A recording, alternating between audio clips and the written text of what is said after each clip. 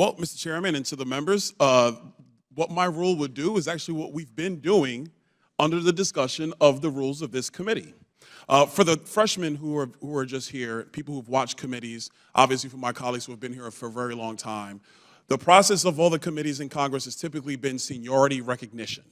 So the members typically come in by their seniority, you have your 5 minutes, you're recognized, and not all members, but a lot of our members do leave at the end of their 5 minutes. So when we have witnesses in the room, what you actually witness is a situation where there is no dialogue between the members of Congress. There is a back and forth with witnesses who are in the room, and then there is no broader discussion by the committee. My rule change, what it would provide is an ability for all members to be recognized through the chair, so that the members, at their discretion of when they want to engage in dialogue, would go through the chair. You wouldn't be constrained to simply your 5 minutes. You would have an ability to engage in dialogue, whether it's with a witness directly that says something later in discussion that you want to come back and circle around and speak to, or to even have dialogue through witnesses with members on the other side of the aisle. This rule change actually facilitates debate in committees, something that I've found coming as a freshman we do very little of in committees. This rule change will actually help our committees be more efficient in time, because instead of being structured in 5-minute blocks where obviously we have many staff members in the room, where the staff write our commentary to 5 minutes, it would give us the ability to actually get to the point. And sometimes instead of needing 5 minutes, you only need 2, or maybe even 1. The third thing it will do is that we have issues with government officials who do have to come before this committee, and sometimes their time is limited. And so what this amendment will provide for is the ability for their time to be respected, and for the members of the committee, some of course who have less seniority, you freshmen, have the ability to engage with these members before they have to leave, because some of them only have 2 hours or 3 hours. So that is the structure of the amendment, Mr. Chairman. Now, I will also add that I'm aware that there are members on my side of the aisle who have concerns about this amendment, because we are in a process where we kind of structure our days and our time based upon when we come in and come out. Many of us have committees that meet at the same time, another issue for the structure of the House that I think should be changed. To my colleague on the other side from Florida, we know how that works in the state legislature, where you actually schedule your committees in blocks so members can be where they need to be. But because this is something that is new to Congress, and I think this is something that Congress does need, but also to respect the discretion of our chair, my hope is that the chairman would work with us all to try to make sure we facilitate more debate in our process, because in the Oversight Committee, we are going to be touching many topics that are going to require the debate of the members through witnesses, instead of just speechifying to the witnesses for clips and reels and all that fun stuff. So in the essence of being supportive of my chair and wanting to make sure they're working effectively and efficiently in this committee, I am going to withdraw my amendment. But I do think it's something that the members should think about, not just in this Congress, but in the evolution of Congress in the years to come. Mr. Chairman, I yield back. Gentleman yields back, and if I may respond, I'll work with you on that. I agree with what you're saying, and we'll make every accommodation possible to do exactly what you just said there. So, any other members seek recognition on amendments? Questions. Thank you, Mr. Chairman, and to the witnesses, thank you for being here. It's actually great to have all the witnesses here in person. This is a novel thing in the 118th Congress, so really appreciate your attendance.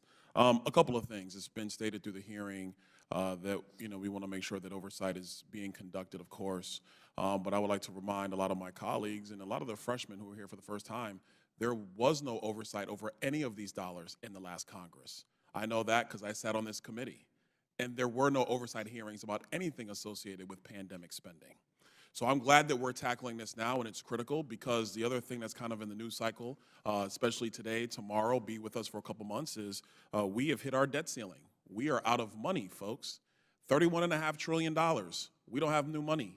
And so if you're going to take account of having to potentially raise the debt ceiling in the United States of America, you have to take account of how the federal government goes through the process of spending its money, whether through normal times or even through pandemic times. Mr. Chairman, I want to submit for the record an article by Politico. The title of the article is Biden Administration Reroutes Billions in Emergency Stockpile COVID Funds to the Border Crunch. That's the article. The article states that the administration went through a process of reappropriating or moving around almost $2 billion from money supposed to go to the Strategic National Stockpile, and also funds intended to help study long COVID that was at the National Institute of Health, and rerouted that to actually help house migrants coming across the southern border because of the president's reckless border policy. So, Mr. Dodaro, are you aware of this reshuffling of dollars from the pandemic emergency to the southern border, in my view, failed strategy of the president? Yes. And Mr. Dodaro, when the president made this rerouting, what were some of the uses of funds that it was used for at the southern border? I don't have that information right now. I'm aware of the situation, what happened, but I don't know, the details. Okay. Well, one of the things that I will request from you and your office is, could you provide the committee those details? Because it's going to be important for the Oversight Committee to understand that when money was shuffled from pandemic response to border policy, which, by the way, was just a unilateral policy shift at the beginning of the Biden administration, that could have put American citizens at risk during the pandemic. And the reason why this is illustrative is because if we go down the line of setting precedents on how funding is going to be used, we should have an idea of what administrations have done in the past. So I think this is actually very critical information. One other point, there is money that came through the American Rescue Plan, the $1.9 trillion quote-unquote COVID bailout of the American economy. I say quote-unquote because it really didn't work. But a bunch of that money is actually supposed to go to state and local governments, including to school districts through ESSER funds. Now, Mr. Dodaro, there is another tranche of this money that is slated to go out. This goes to the previous question by Mr. Palmer about obligated funds somewhere to the tune of $500 billion that is slated to go out. And the president has now said that he's going to end the COVID emergency effective May 11th. If the COVID emergency ends effective May 11th, what is going to happen with these ESSER funds that are obligated but have not yet been transmitted? I'll have our attorneys take a look at that to make sure, because we have appropriation law attorneys that provide assistance. But I think, I'm not sure it's tied, the funding's tied to the National Emergency Declaration in terms of what's been appropriated already. And I know some of the funds are available for use up to 2026, some up to 2030. So I don't know if the termination of the national emergency would trump what is already in the legislation in terms of how available those funds are made. But I'll have our attorneys take a look at it. My guess would be that the appropriation would be the governing factor for the uses of those funds in the future, that they would still be available. But I don't know for sure. I'll double check on that. There are some funding things, particularly in Medicaid, for example, that would have to be changed that are tied to the National Emergency Declaration. Agreed. Medicaid is one of those things that is tied to the national emergency. I would just proffer for the committee that if we're going to go down this road of having to find a way to raise our debt ceiling, one of the things we should do is we should end letting money go out the door that was tied to the pandemic. That is now essentially over. With that, I yield back. Mr. Donalds for 5 minutes. Thank you, Mr. Chair, Chief Modlin, Chief Chavez. Thank you for being here. We're going to go really fast, a lot of stuff to cover. Going back for the past 12 years, border encounters, 2010, 447,000, 2011, 327,000, 2012, 356,000, 2013, 414,000. 2015, 331,000, 16, 408,000, 17, 303,000, 18, 396,000, 2019, 851,000, 2020, 400,000, 2021, 1.6 million, 2022, 2.2 million. There was somebody who became president of the United States in January of 21. And on January 20, 2021, this gentleman actually got rid of the Migrant Protection Protocols, the MPP program. He stopped border wall funding. He actually gutted the interior enforcement against illegal aliens. He put a 100-day moratorium to study border security protocols. In your opinions, you've done this job, both of you, for quite some time, and we thank you for your service. But in your opinion, do you believe these policy changes actually led to the drastic increases in border encounters at the southern border? Thank you, sir, for the question, and I will try to go fast. What I can tell you in 27 years is that migration is very complicated. There are push and pull factors. The thing I can tell you that goes to the spike that you're talking about is in the Tucson sector, interviewing people post-arrest, what became the most common response was that they believed that when the administration changed, that the law changed and policy changed and that there was an open border. Chief, I'm glad you said that because, ladies and gentlemen, the law did not change. Joe Biden decided not to follow the law. I've actually been, Chief Chavez, I've been in your section. I was that member that went to that bus that's run by HHS that was taking migrant children out of your holding facilities, and they were taking them to unmarked hotels somewhere along the southern border, which, by the way, is a no-bid contract to some for-profit company from the Department of HHS to some for-profit company. What we see in the Yuma section are the drug cartels get fake IDs for the migrants that they are trafficking through our southern border, and they tell the migrants to drop the fake IDs before they meet up with our border agents. Chief Chavez, why would the drug cartels tell the migrants they are trafficking to drop their IDs before they engage our agents? Because they do that so that way there's no identification on them and that we're not able to identify them and they can be who they are, whoever they want to be at the time that we identify them at processing. Chief Chavez, got a second question for you. When I was in, not your section, I was in Yuma section, one of the things that we found were empty capsules of Plan B, empty capsules of birth control. It's been said in this hearing that this is not a criminal process or a criminal issue. This is a humanitarian issue. Are there young girls who are being raped in the journey to the southern border? There are cases where we have debriefed many of the young ladies, migrants that have come into our custody at our central processing centers that have said that they've been abused. So we have young girls who are being raped in the journey to our southern border to be trafficked into the United States. We know the drug cartels charge anywhere from $5,000 to $50,000 per person to come into the southern border. And we know that starting January 20, 2021, we had a 4-fold increase in encounters with border agents. Chief Modlin, Chief Chavez, do you think the criteria of policy shifts have created a larger humanitarian crisis where young girls are now raped by smugglers or by the drug cartel in the path to our southern border?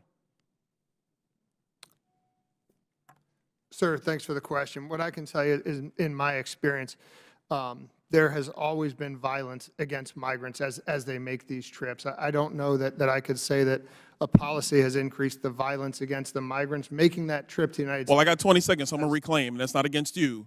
I would argue that if you have wholesale policy changes which lead to a 4-fold increase in encounters, what you also are doing is having a 4-fold increase in sexual assaults of young girls going to our southern border. Quick point, Mr. Chairman, it was said earlier about the last piece of immigration reform done by Congress was by Ronald Reagan and the Congress at that time in 1986. That was the last time it was done. Here are the facts of what actually happened. Ronald Reagan, in good faith, signed a comprehensive immigration reform plan. And part of that plan was enhanced border security and border wall funding. And congressional Democrats did not continue with the funding apparatuses in future budgets. So they reneged on their side of the deal, which is why a lot of Republicans today don't want to do comprehensive immigration reform. We want to see the border secured consistently. And then at that point, we can go through the different pieces of immigration policy so we can have a full and complete immigration system to make sure America succeeds in the future. Sorry, Mr. Chairman, I yield back. The gentleman from Florida, Mr. Donalds, is recognized for 5 minutes. Thank you, Mr. Chairman. Panel, yeah, long day. You guys been here a minute, man. I'll give you that. A couple things. Obviously, the economic issues, threat, however you want to categorize it, with China are extensive. And as a nation, we have a lot of work to do, a lot of work. One of those areas of focus of mine, and frankly for our country, should be in the energy space. As we've learned over the last year, it's critical that the U.S. really strengthens its domestic energy supply. And strengthening our energy supply is probably the biggest investment we can make in our economy. The second biggest, I would argue, largely comes out of this committee with financial regulation and the regulatory environment. On Thursday, I'm introducing legislation that is called the Protect American Energy from China Act. This legislation will prohibit federal funds from being used to implement a memorandum of understanding signed in 2011 by the Department of Energy and the Chinese Academies of Sciences. The MOU addresses the sharing of information, equipment, personnel, et cetera. Mr. Ashu, could you speak to the importance of protecting the integrity of the U.S. Energy sector, why that's critical to our economy? I can, Congressman. Thank you for the question. I don't think we've come near energy today, so this is an important one to touch upon. Speaking from an export control perspective, it's worthy to remind the committee that the Department of Energy is one of the regular members of the interagency that approves all licenses, and that is important for two reasons. One is there's a lot of fairly standard ideas around energy, but there's a lot happening in the emerging space, and it's really critical that we get our licensing right, that we protect what we need to protect, and that we allow collaboration where it makes sense for American innovation. So in that respect, as a technology-driven industry sector, it's important that we get that balance right. All right, no, I appreciate that. Mr. Fettel, I mean, you guys can all comment however you feel about it. This is kind of the free-for-all time of this committee. You can kind of do what you want. So if anybody else wanted to comment, I think you can go right ahead. That's fine. I would just say our investment screening tool, CFIUS, frequently looks at energy-related investments to ensure the technology that Mr. Ashu referred to is protected and doesn't fall in the wrong hands. I'm going to tackle this from a slightly different angle. I agree with my colleagues, and I think that there are, again, these restrictions and things that we need to put in place. But on the other hand, the other thing we need to be doing is unleashing American energy exports around the world. That is good for our economy. And so I do think that in addition to restricting where we need to restrict, we do need to think about where China is a market that can benefit our economy and take advantage of that. Because again, Chinese purchases of U.S. products is subsidization for U.S. innovation. Agreed.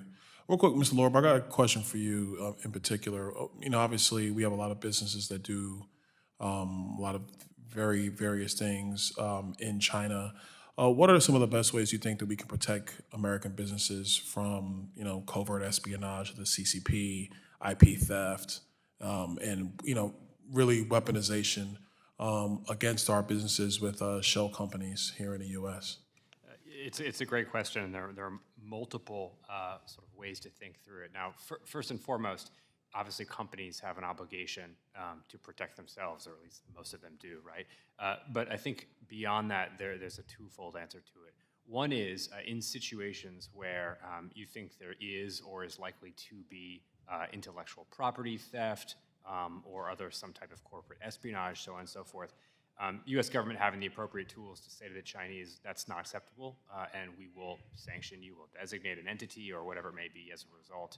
On the question, I think, which is a little bit different of the shell companies that you mentioned at the end, I mean, the United States it is in sort of the mid-level stages of putting into place an effective and robust system to understand who is behind front-end shell companies that have registered in the United States. And once that is fully implemented, which should happen hopefully within the next year or two, I think that will be an equally impactful way to prevent exploitation of U.S. markets. Well, expound on that thought a little bit. We're in the middle of the game in actually figuring out how to ferret this stuff out? So, right, so as was discussed, the Corporate Transparency Act and the Anti-Money Laundering Act were passed within the last 2 years. So U.S. regulatory authorities are in process of rolling out the relevant rulemaking that's required under those pieces of legislation. So The gentleman's time has expired. And we will begin with you, Chief Modlin.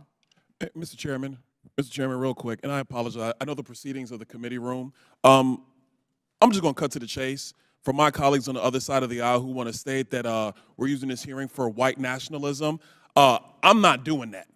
So if you feel that strongly, come walk up to this side of the room and let's talk about it face to face. But leave that kind of silly stuff for somebody else. Don't bring that here today. This stuff is serious. I apologize, Mr. Chairman. Mr. Chairman, could I have a question down here? Just in response to, well, it's okay for him to talk, but not for me? As a new member, I have a question just in terms of the rules and the personalities.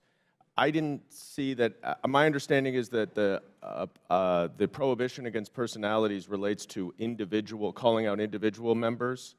Am I wrong about that? Or is there something about the tweet that actually engaged in personalities, just so we know going forward?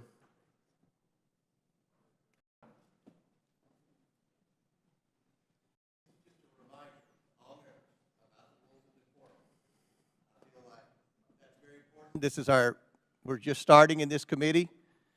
We had a good, productive, substantive hearing last week. This hopefully will be a good, productive information fact-gathering hearing today, and every member needs to understand the rules of decorum. Now, Thank you. From Florida, Mr. Donalds is now recognized for 5 minutes.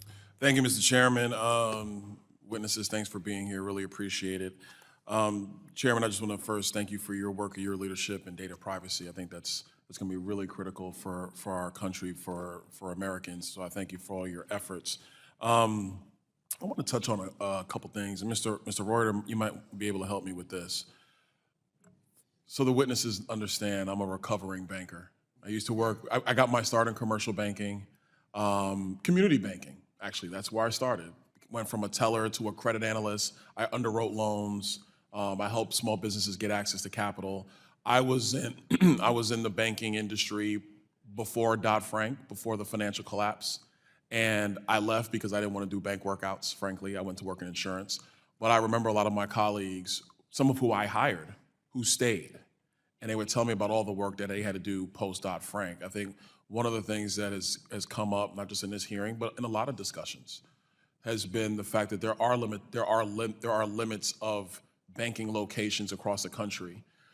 Could you speak to some of the impacts that Dodd-Frank has had on small community banks and even some sub-regional mid-sized banks? Yeah, I think one area that's really evident is the mortgage lending business. You've seen a lot of medium and small banks exit that business due to the new regulatory requirements. We've always been a strong mortgage lender, and our mortgage portfolio performed extremely well during the financial crisis. Why? Because we're in the community. We underwrote those loans. We know the local businesses. We know their employers. So they were well-made loans. Some of the new regulations that came out of Dodd-Frank make it hard to make loans to self-employed borrowers. Lots of different parts of the regulations make it difficult to run an efficient, cost-effective business. And so some have just simply exited the mortgage business. So let me follow up on that. If you are a small lender, I was a small lender, but the regulatory burden of Dodd-Frank just makes it prohibitively more expensive to do business. What happens when you leave a community?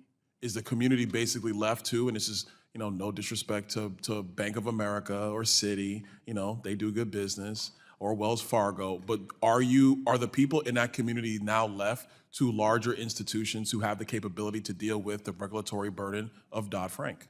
Those banks do a good job on the ground with good teams, but it is different than when it's a locally headquartered bank with the ownership also in that community. You know what, let me shift a little bit. Let me ask you about, I like to reimagine regulation. I think we're at this point in American history where we can start really rethinking the regulatory environment for the next 100 years of what the United States is going to look like. In your opinion, and Ms. Lee, Mr. Knight, Mr. Berlin, you can all chime in. What do you think the regulatory environment should look like going forward in the United States? I think at its core, regulation is good.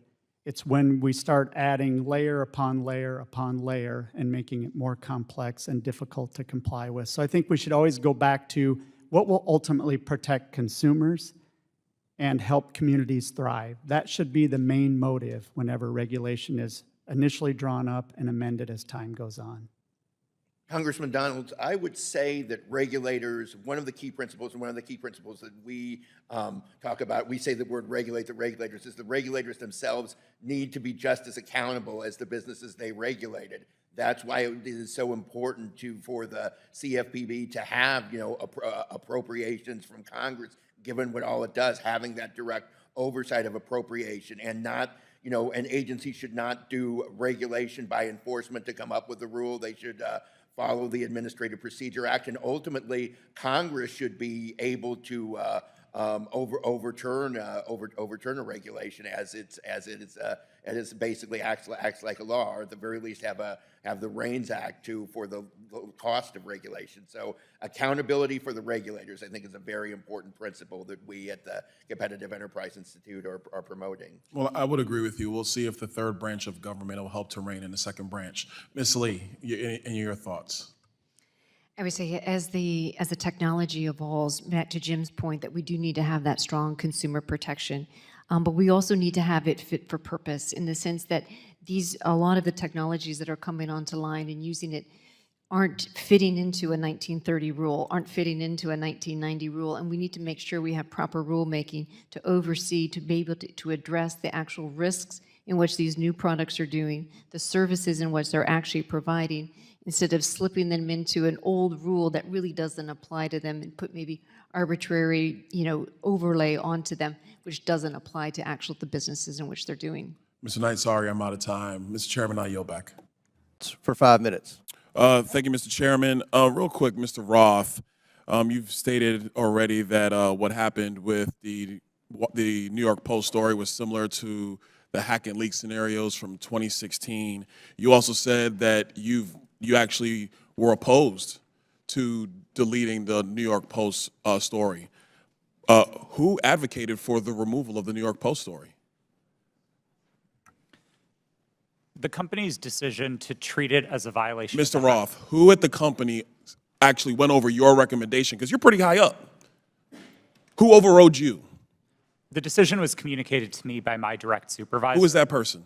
Her name was Del Harvey. She was Okay. the vice president of trust and safety at the time. All right, thank you so much.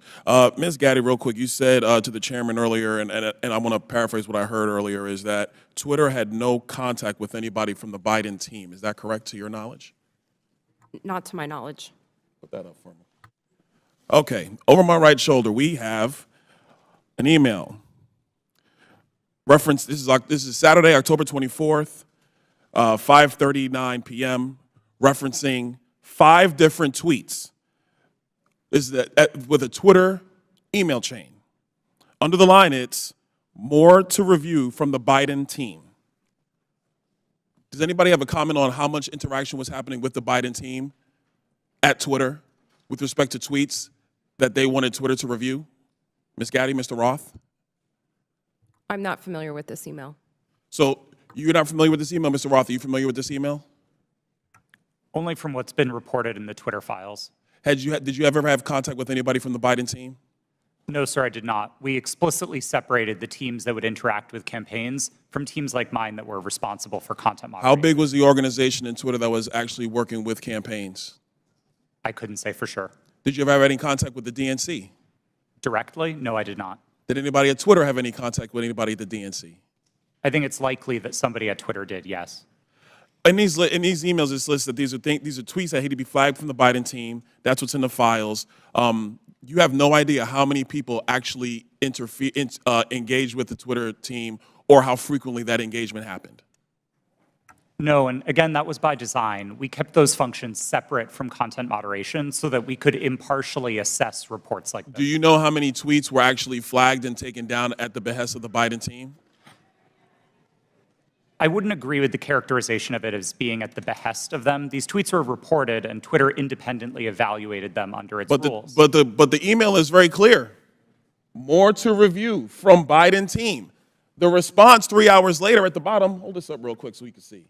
The request at the bottom, it says, handled these. What does handled these mean? My understanding is that these tweets contained non-consensual nude photos of Hunter Biden, and they were removed by the company under. Hold on, real quick, Mr. Roth. How could you know so much about the content of these tweets? I mean, as far as I'm concerned, these are just web addresses. I don't know what's in these tweets. You have these things committed to memory that you know the content, but you don't know who you talk to at the Biden team? Sir, I didn't meet with the Biden team, but there was extensive public reporting about these tweets specifically that uncovered what they were. You know the contents of the tweets. It was obviously at Twitter, but you have no idea how often people who worked in your organization had with the Biden team during the end of the 2020 presidential elections. I would emphasize that the people who interfaced with the campaigns were not part of my team or organization. I would know what the interactions were if they were on my team. It was a different part of the organization, not mine. Let me ask you a separate question, and I'll ask it of you too, Mr. Baker. Have you guys been able to quantify the amount of in-kind contributions associated with taking down the New York Post story? Because the New York Post story was down for 2 weeks, give or take.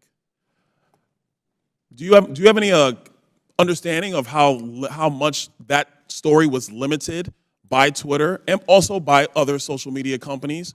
What the impact of an in-kind contribution that would be to the Joe Biden presidential election in 2020? I don't know the answer to that question, sir. Do you think it's big? I don't know the answer. Do you think it's more than a maximum contribution to a campaign? I wouldn't want to speculate. Would you call it 25,000? I don't know the answer to that question. 100,000? Sir, I don't know the answer to the question. $1 million? I don't know the answer to the question. Do you think Twitter will be in violation of federal election laws with the size of an in-kind contribution to take down a story, which is true, by the way, because you guys thought you knew something with limited information? I'm not going to speculate on that sitting here today, sir. I try to propound a legal analysis of election laws. I'll yield back. Gentleman yields back. Chair recognizes Mr. Donald. Thank you, Mr. Chairman. Thank you to the ranking member as well. I appreciate that. A couple quick things. It was raised already in this debate what doctors were censored. Dr. Robert Malone, specialist mRNA technology, one of the forefathers of that tech that actually created the vaccines, he was censored on Twitter. Another one, Jay Bhattacharya, Stanford, professor of health economics and medicine. He was censored on Twitter through information that might have come from some area of our federal government. I think it's important for the members to understand that this bill is very clear. Let's go to the actual text.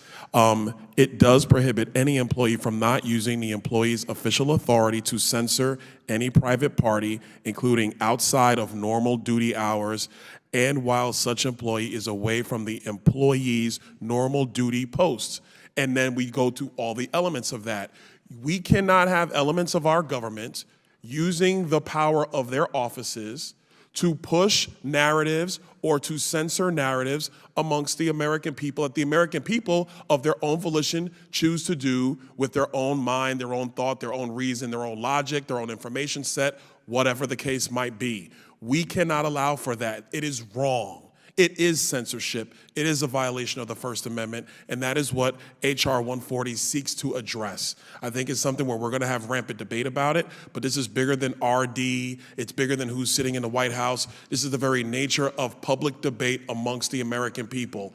We should never tolerate medical professionals being silenced. Never. Regardless of their views.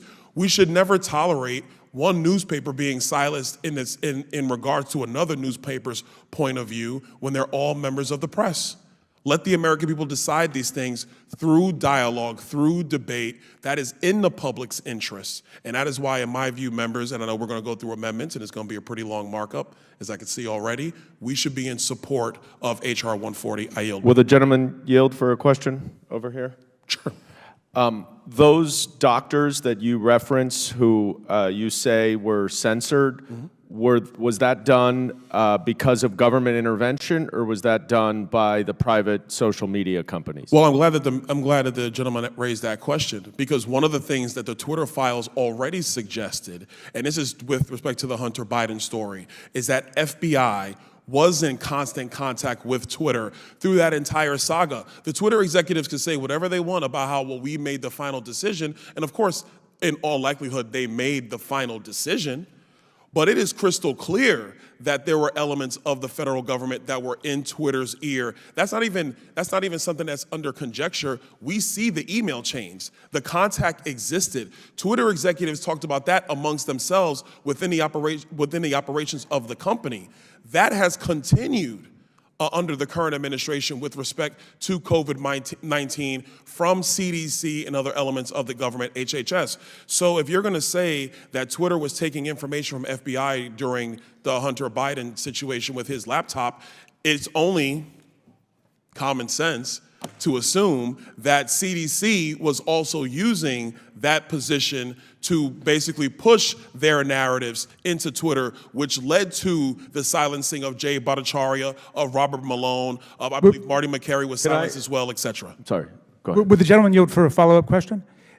Would you say that Twitter should be forced to carry those doctors on the air or on their platform, regardless of whether or not there had been FBI or CIA contact? You were saying before, no doctor should be taken down for any reason. Should Twitter be forced to take them, even if there were no claim that the government was involved?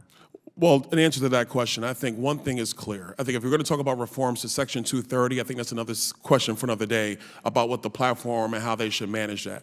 I think for the purpose of HR 140, what we should be discussing is whether it is acceptable for elements of our government to be using their position to push narratives or to silence dissent or to silence opposing views. Whether that's a medical professional with the criteria and the qualifications of Jay Bhattacharya, or whether it's the ranking member himself, or whether it's me or any other citizen of the United States.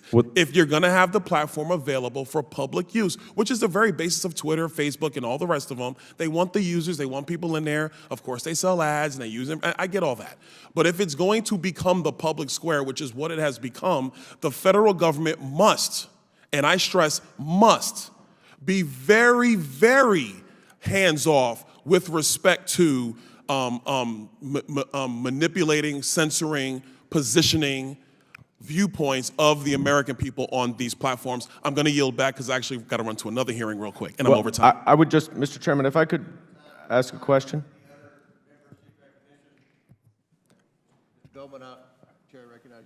Thank you. I would just want to respond briefly to what my colleague from Florida said. We had a hearing on this exact issue from Twitter related to the Hunter Biden story. The witnesses were asked whether the federal government intervened in any way to limit the proliferation of the New York Post story. The witnesses said that that was not a direction from the FBI.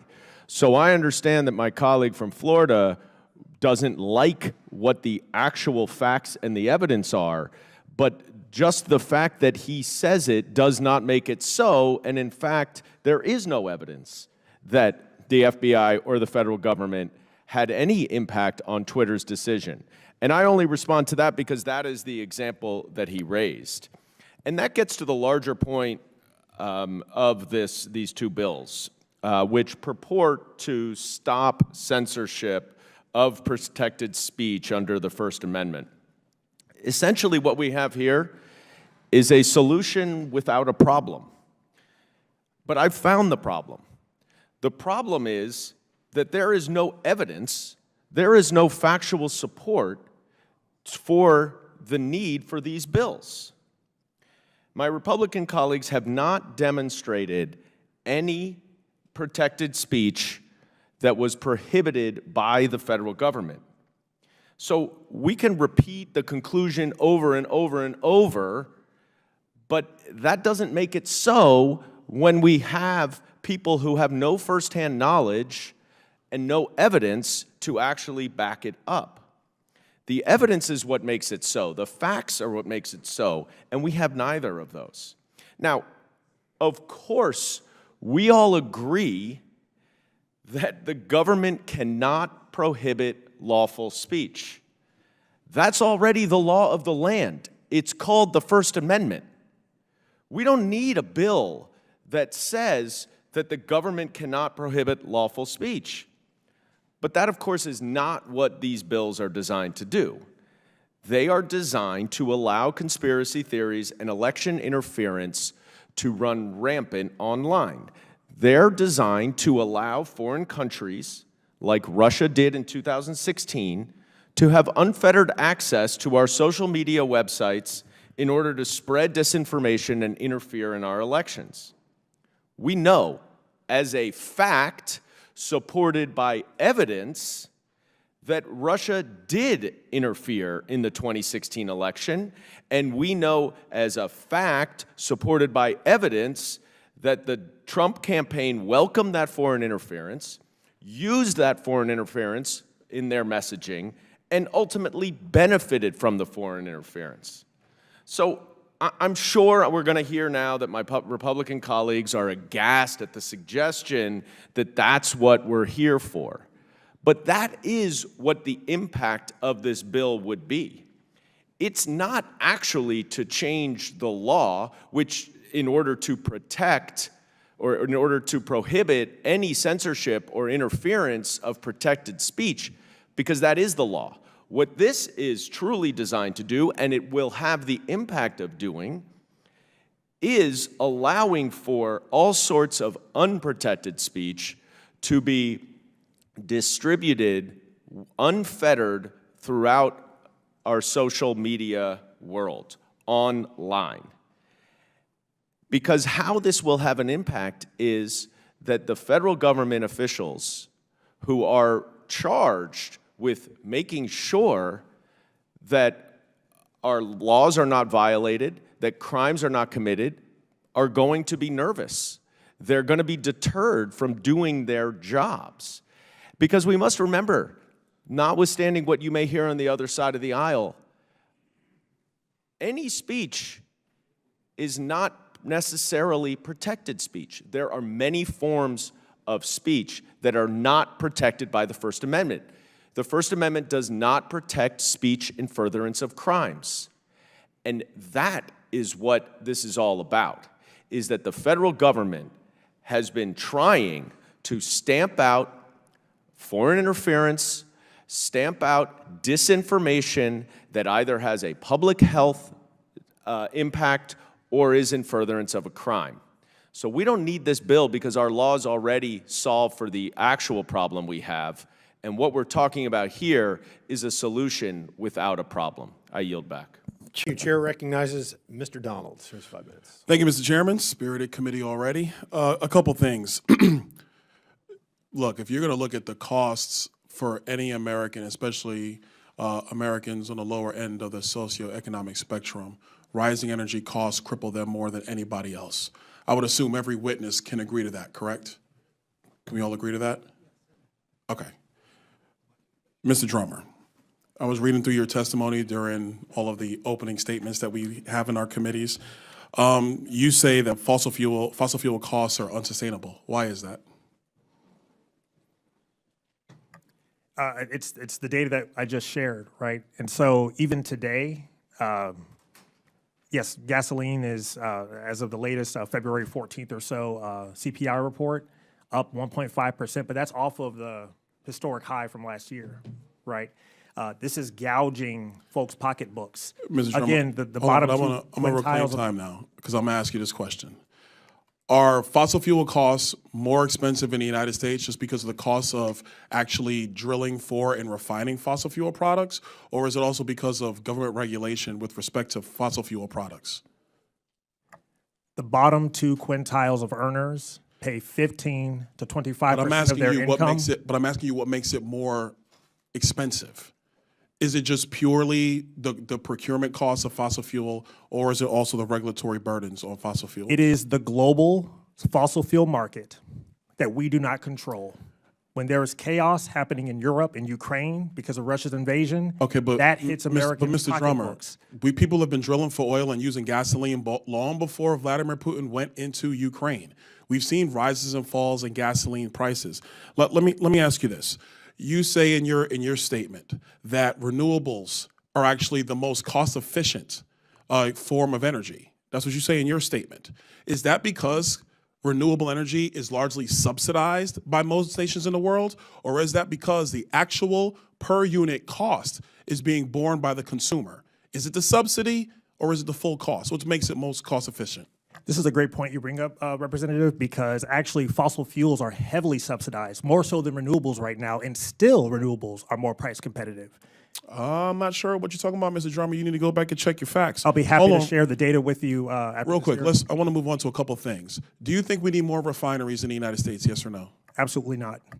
So you do realize that without more refineries in the United States, the cost of fuel for all citizens, especially those at the lower two quartiles of the socioeconomic spectrum, are going to suffer as a result. You do realize that?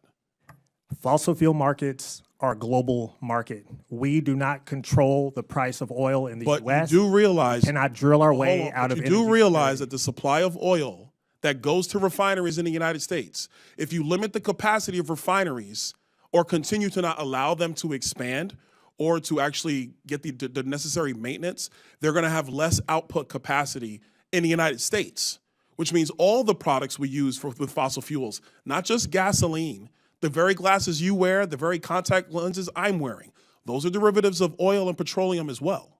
So you do realize that by not allowing for new refineries, you're going to increase the costs on the very people we're all trying to help? I think, again, we're talking about energy security. Well, I would agree. This is energy security. Right. Because if you want to make sure that the costs for the people who have to buy product, poor people, they don't have escape velocity. You know what I mean? They don't have that. So is it prudent to not allow for the things necessary to keep costs low in the name of the Green New Deal? Is that prudence? It is imprudent to double down on a losing strategy of drilling our way to energy security. It's not possible. Mr. Drummond, do you It's realize that past. America was energy secure? Literally 4 years ago, America was energy secure. America was not energy We secure were actually 4 years ago. Mr. Drummond, do you not acknowledge the fact that we were exporting oil to other parts of the world in the United States? We were exporting. Absolutely. We were exporting 4 natural years ago. gas last year when prices were going through the roof. It did nothing for domestic consumers of that natural gas. This is a global market, and to insulate American households and our country from all the vagaries and chaos of the world, the best thing we can do, the most prudent thing we can do is invest in batteries, Mr. and Drummond, renewables. let me jump to secure our batteries real energy quick because I'm running out of future and time. not be I'm gonna reliant come to on batteries any real quick. global Mr. supply Drummond, chain. we're playing my time. Batteries are made up with elements.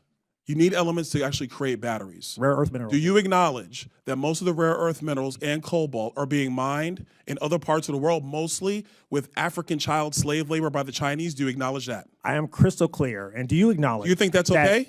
Do you think that's okay? That is absolutely not okay. You think it's okay for child slave is labor not in okay. Africa to provide batteries for us here in the United States? It is not okay. So which one is it? I'm asking you. You just said it's okay. I didn't say it was okay. Let the record reflect, I did not say it was okay. I said it is not okay. Well, let me set the record straight because I'm over my time. I don't think it's okay. I think it's wrong, especially And I agree with you, that is considering not okay. that fossil fuels provide more than enough than what we Chairman, need for I our think we're economy over to time survive. here. I yield back. Thank you, Mr. Donalds. And the distinguished gentleman from Florida, Mr. Donalds, is recognized. Thank you so much, Mr. Chairman. Mr. Turner, actually, to pick back up, you mentioned just in the previous line of questioning that about $2 billion of the $7 billion that was in the Recovery Act was actually used for benefit payments, not modernization. Is that That's correct? correct, and they were allowed to do that within the rules of the expense of those funds.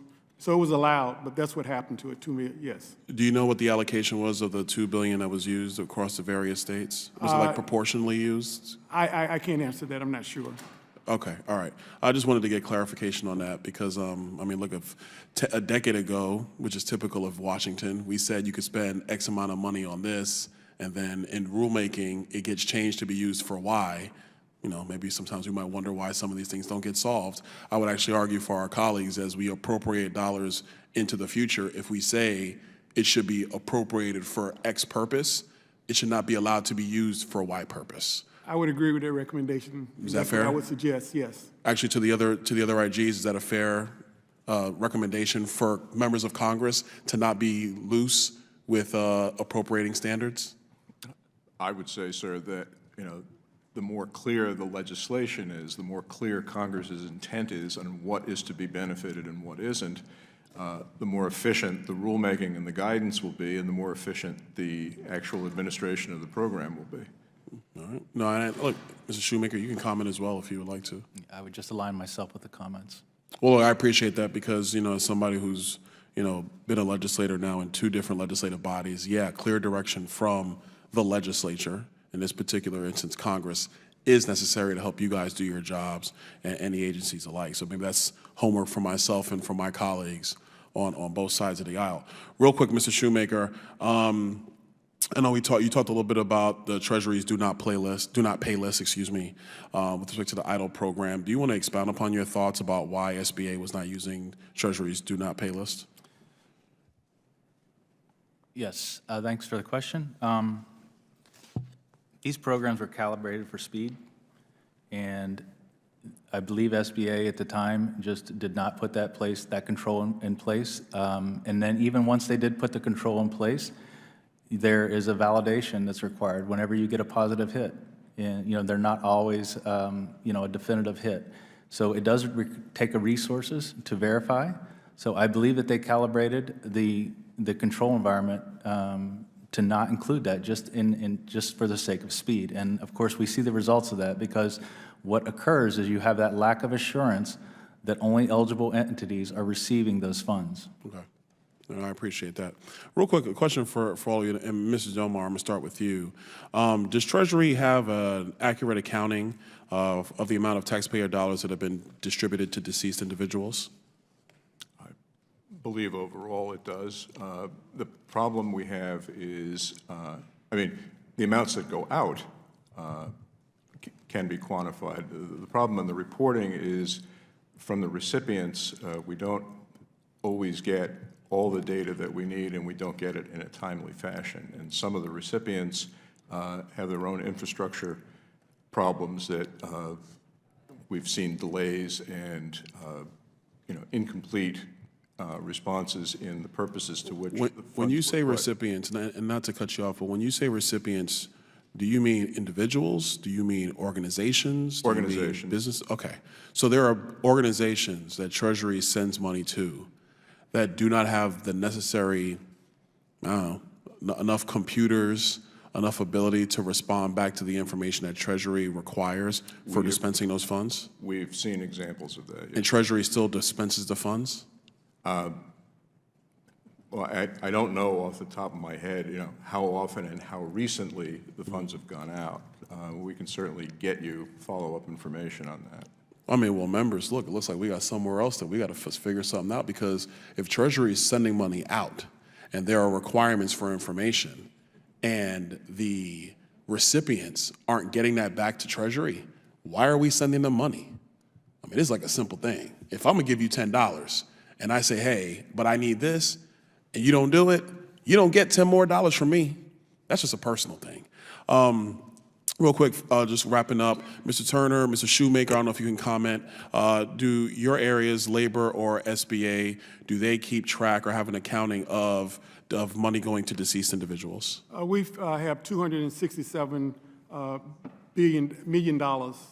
Wait, billion or million? Million. Million? Yes. Ooh, you almost scared me with that one. That's $267 million scares me too, Okay, all right. Yeah, but we identified $45.6 billion. That was part of what we found in our review of those 4 areas, and $267 million of that was for deceased individuals. 45 billion went out, 267. I know I'm slightly over, Mr. Chairman. May I ask your indulgences to clarify this point? Appreciate the gentleman continuing his line of questioning, as any member of this committee would get that to clarify questions. Okay, thank you, Mr. Chairman. Gentleman may continue. I appreciate that. Thank you, Mr. Chairman. To clarify, we have $45 billion through the auspices of the Department of Labor that have gone out, of which $267 million has gone to deceased individuals. Yes. And that's potential fraud, but yes, the number 267 million is correct. All right. Listen, thank you so much, Mr. Turner. Mr. Turner, thank you for the indulgence. Mr. Chairman, I yield back. Okay, Mr. Chairman, I yield back. The gentlelady yields. The gentleman from Florida, Mr. Donalds, is now recognized. Thank you, Mr. Chairman. Thank you, witnesses, for coming.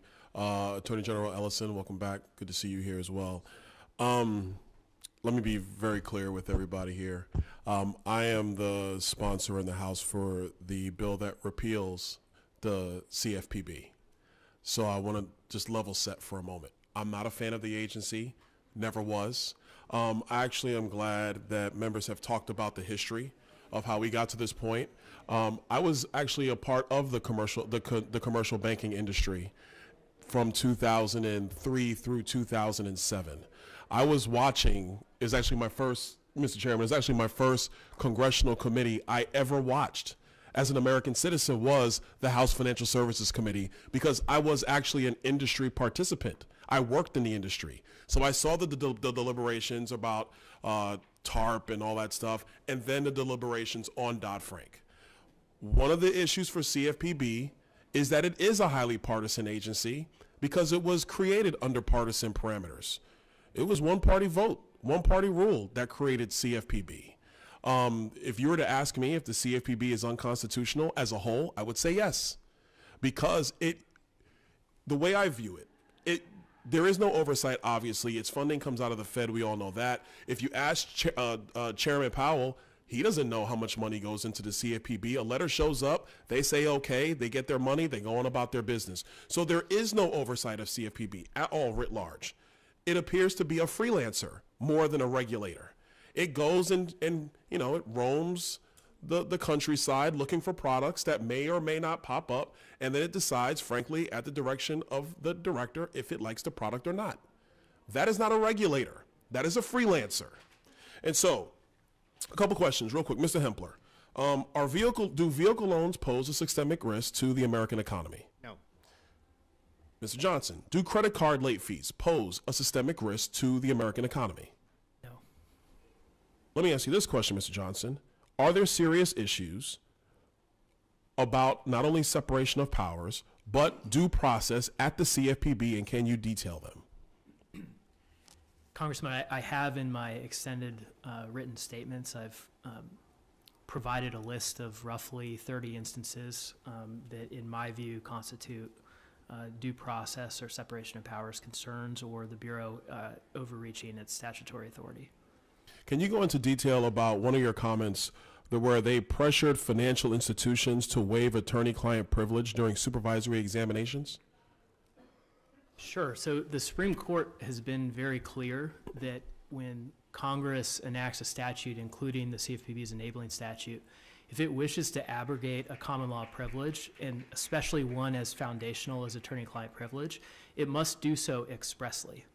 So there is no express abrogation in Title 10 of attorney-client privilege. In other words, the CFPB lacks authority to compel institutions in any capacity to waive attorney-client privilege. It's especially troubling in the context of supervisory examinations because all of that communication with the Bureau is secret and can't be made public. And so there's a ripe opportunity for the Bureau to pressure institutions in a non-public Mr. Johnson, setting I got to cut you off. And I thank you for the more layman example, because I'm not an attorney. You know, I'm a finance guy, so I appreciate that. Thank you. Mr. Attorney General, do you think it's okay for the CFPB to force financial institutions to waive attorney-client privileges? I think it would depend, but I'd like you to prove that that is in fact what is going on. I think you need to demonstrate that. I mean, that's an allegation, but I'd like to know what facts you're using to make that claim. And I think certainly there are occasions in which the attorney-client privilege is not, I mean, I've been an attorney for 30 years, and I can tell you that there are occasions in which that veil is pierced. Depends. All right, I'm gonna ask you one final question, because actually in your testimony, and you've been citing it about the work that you did with CFPB, your state, and I forget the other state that was involved with respect to the student loan fraudsters. And actually, I do want to thank you for prosecuting that, because we should not have, you know, fraudsters roaming through the financial landscape. Everybody, I believe, agrees with that wholeheartedly. So when we find that stuff, we have to root it out of the system. Totally agree with you there. You also state that the CFPB's civil penalty fund secured $95 million in refunds for the affected parties. parties. That's right. Because the perpetrators obviously didn't have the funds to pay people back. Right. Where does the CFPB get its money in the civil penalty fund? Yeah, well, it gets the money through the resolution of other matters, and so that's. So fines levied on other institutions were then used to give out rewards in other areas? Right, which is an appropriate thing to do and happens all the time. All right, I yield back. The Thank you. gentleman's time has expired. The gentleman from Texas, Mr. Green, is now recognized. Thank you, Mr. Chairman. Thank the Chair now recognizes Mr. Donalds from Florida for 5 minutes. Thank you, Mr. Chairman. Director, thanks for coming in. Appreciate it. You said earlier in your oral testimony that about 50% of the federal workforce was actually showing up in the office during the pandemic. Do you know which agencies in particular actually showed up? Congressman, thank you for that question. It's tied to those agencies that have occupations that require, Okay, but like which ones? You tell me. well, DHS or DOD.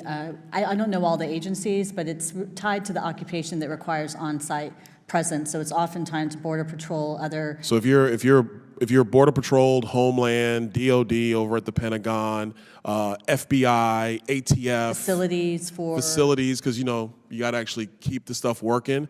They had to come into work. And there, of course, other occupations. I don't have the whole list of them. So what is the difference between a worker at DOD or Homeland, or actually the better example, what is the difference between a federal employee with Border Patrol and a federal employee at Department of State? Congressman, I don't quite understand your question. What is the difference between a federal employee that is on our southern border with Border Patrol that shows up for work every day, mind you, under terrible immigration policies by Joe Biden, and an employee working at the Department of State? What is the difference between those two employees? I don't mean to be disrespectful. I guess, Director, let me simplify. Why is it okay for an employee at the Department of State to not show up when somebody who actually has to secure the southern border under Border Patrol has to show up? Why does the border agent have to show up every single day? And frankly, in some office buildings down on the southern border, which are extremely confined, but somebody over at the Department of State doesn't have to show up to do their job. Why the distinction? Well, Congressman, I respectfully don't agree with that characterization. The Department of State employees aren't showing up. I've shared on our FEVS data that we have employees, at least for that particular survey, 60% of the respondents said they have significant in-person time, but they're showing up whether they telework or hold whether on, we're claiming time. Can you define significant? What does significant mean? Is that 30 hours a week? Because I would define significant as at least 35 hours a week, maybe 40, but that's me. What do you guys define significant as? I don't have the report in front of me, but it is specified in the report. So you don't have, okay. So can you make sure you get us that? Because I think the definition of significant is an important criteria for us to understand. If we have half the federal workforce during the pandemic didn't go into the office. Let me ask you this question. Post-pandemic, I know what the president is doing about May 11th is the end of the pandemic. That's just because the president wants to send out $600 billion in American Rescue Plan money that should not actually be going out, by the way, because we're hitting the debt ceiling. We're $31 trillion in debt. So sending $600 billion out the door for the quote-unquote pandemic, which is already over, to me is budgetary foolishness, but that is what the president wants to do. That being said, now that the pandemic is over, what percentage of the federal workforce is actually back in the office? Congressman, like I've shared before, that number is based on workplace arrangements within those agencies, and those agencies have to continually assess what. Director, I got 1 minute and 10 seconds left. I'm going to sharpen the question. Do you know today what percentage of the federal workforce is actually back in the office place? Congressman, I don't know that information. We do collect. We have a telework report report that we've issued at the end of the year. Director, you are testifying in front of oversight. You don't have the data in front of you about what percentage of the federal workforce is actually back in the office? Congressman, it varies from agency to agency. But Director, you're head of OPM. You're head of all personnel management. You should be knowing who's in and out of the office at a minimum on a month-to-month basis. This is data you should have from a month ago. Not even today. From a month ago, do you have the data? Like I mentioned, Congressman, it's captured in this report. I don't have those details in front of me, and that report is public to look at. So, and the question. But Director, here, you're here now. It being public is great, but we're talking now. Let me last questions. I got 10 seconds. Last questions. Do you think the federal employees should be back in the workforce at an 80% clip? Or actually, do you think they should be back in the workforce according to work protocols pre-COVID-19 pandemic? Yes or no? Congressman, our workforce is back to work. They've been working. According to pre-COVID-19 protocols. Protocols meaning? I mean, Democrats opposed our bill in the Show Up Act. They opposed it. All we said was go back to pre-COVID-19 protocols. They said no. Do you think we should go back to pre-COVID-19 protocols, yes or no? Congressman, it's a more complicated question than a yes or no answer. That's not complicated at all. People got to show up for work. Thank you, Director. Thank you. Chair recognizes Ms. Baylett for 5 minutes. Ballard, I apologize. Panelists don't get too excited. We'll now have. We have two. Oh, we have two? I'm sorry, Chairman Meeks. I'm very sorry. That's not getting better news for you guys. Sorry. We'll now recognize the gentleman from Florida, Mr. Donalds, for 5 minutes. Thank you, Mr. Chairman, panelists. I know it's already been an interesting day. Thanks for being here. Vice Chair Barr, says here you were confirmed July 19th, 2022. So you came in kind of in the middle, according to your own testimony, of when the San Francisco Fed was having examinatory issues at SVB. Is that fair? The examiner report with respect to the whole firm as a whole was done in July 2022, and that's when I arrived. Okay. According to your testimony, you say here at the end of 21, supervisors at the SF Fed found deficiencies with bank liquidity risk, resulting in 6 supervisory findings. In May of 22, there were 3 additional findings associated with ineffective board management, et cetera. In October of 22, supervisors met with the bank's senior management to express concerns about the interest rate profile. In February 23rd of 2023, your staff alerted you to these issues, and then we know the rest of the story. Is it your assessment that there are serious supervisory issues at the San Francisco Fed? We're doing the review of that now, and I don't want to prejudge the outcome of it. There were clearly supervisory Well, Mr. Barr, I'm not going to failures. ask you to prejudge. I'm going to prejudge. As an American citizen, as a member of Congress, don't you think it is a rational judgment that if all these supervisory findings were existing for the last 2 years, and this still resulted that there are supervisory issues at the San Francisco Fed? Sorry, was that was a question? Yeah. Do you think it's a good assumption to make?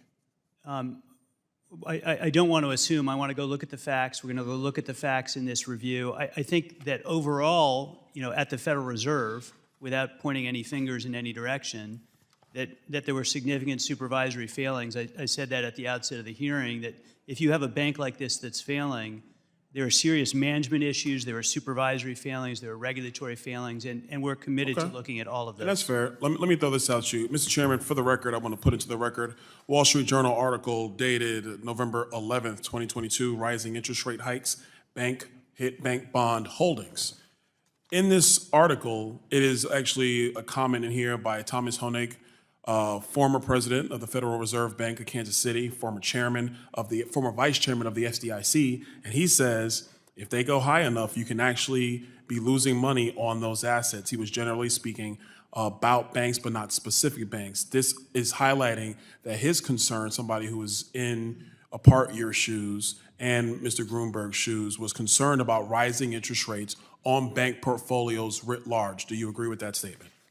Yes, I think interest rate risk, again, is a core risk. We look at it across the system, and banks are supervised for that. It is absolutely essential they manage that risk. Mr. Barr, let me ask you a question. Do you think that this committee should be talking to SF Fed President Mary Daly? Do you think that she would have some color on these issues that happened at Silicon Valley Bank? I think, the committee's decisions about witnesses is far outside my expertise. Let me ask you this question, because actually we've been talking a lot about concerns from a supervisory perspective.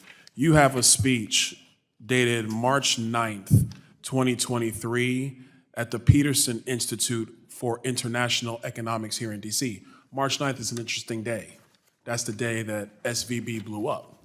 In your speech, you say, the banks we regulate in contrast to stable coins and crypto markets, are well protected from bank runs through a robust array of supervisory requirements. You still stand by that statement? As I said earlier in the hearing, I think that it demonstrates the need for humility about our ability to understand the causes and consequences of financial difficulties. So, of course, that statement in this context is turned out to be incorrect. Okay, that's fair. Let me ask you this, one last thing. And Mr. Chairman, for the record, I also have another article I want to submit. The U.S. needs a new bank supervisory system, written by Peter Whalison, who is at the American Enterprise Institute. And in part, it talks about some of the shortcomings of the current supervisory system. In short, I will say this in the final 22 seconds of my testimony. It's been for the last 14 years in Congress, we view Dodd-Frank as the holy grail for safe and sound banking. And if we're going to be honest with ourselves, what has been the holy grail for quote unquote safe and sound banking is cheap or free money for balance sheets to look good. But when rates rise, not all balance sheets look good. And that's not just banking, that's in a lot of places. So maybe we should take a look at our supervisory system overall. I yield back. Gentleman's time has expired. The gentleman from Nevada, Mr. Horsford, is now recognized for 5 minutes. Thank you to the chairman and ranking member and to the regulators for appearing before the committee. I want to start by saying the work that was... Thank you. Chair now recognizes the gentleman from Florida, Mr. Donalds. Thank you, Chairman. Inspector General, hello, how are you? Dr. Hogan, hi. Couple of things, quick question. The Department of Energy has considered TRISO fuel, T-R-I-S-O, as the most robust nuclear fuel on Earth. However, the United States does not have a domestic supply of HALEU or other small amounts at DOE, and must currently rely on Russia to fuel our nation's innovative advanced reactors. In your opinion, what level of investment should Congress provide to establish and build out America's HALEU producing capability? We're very interested in the United States having a strong nuclear industry. We're very, and be happy to come back and talk with you about what that takes. As you know, it is complicated, and the war in Ukraine and the position that Ukraine and Russia are now in has made this something that we need a different strategy on. Dr. Hogan, do you think the American people understand that we get most of our uranium from Russia? Yeah, I don't know what the average citizen thinks about that, but certainly we're at a point now with the war in Ukraine and with Russia that we need another strategy in this country. Let me ask you this question. The Nuclear Regulatory Commission, do you think they have the capability and the wherewithal to actually permit new commercial reactors in the United States for use, not for study? I think they have the capability to permit reactors, yes. So what's the problem? What's the holdup? They haven't created a new one, or they haven't allowed, let me rephrase that.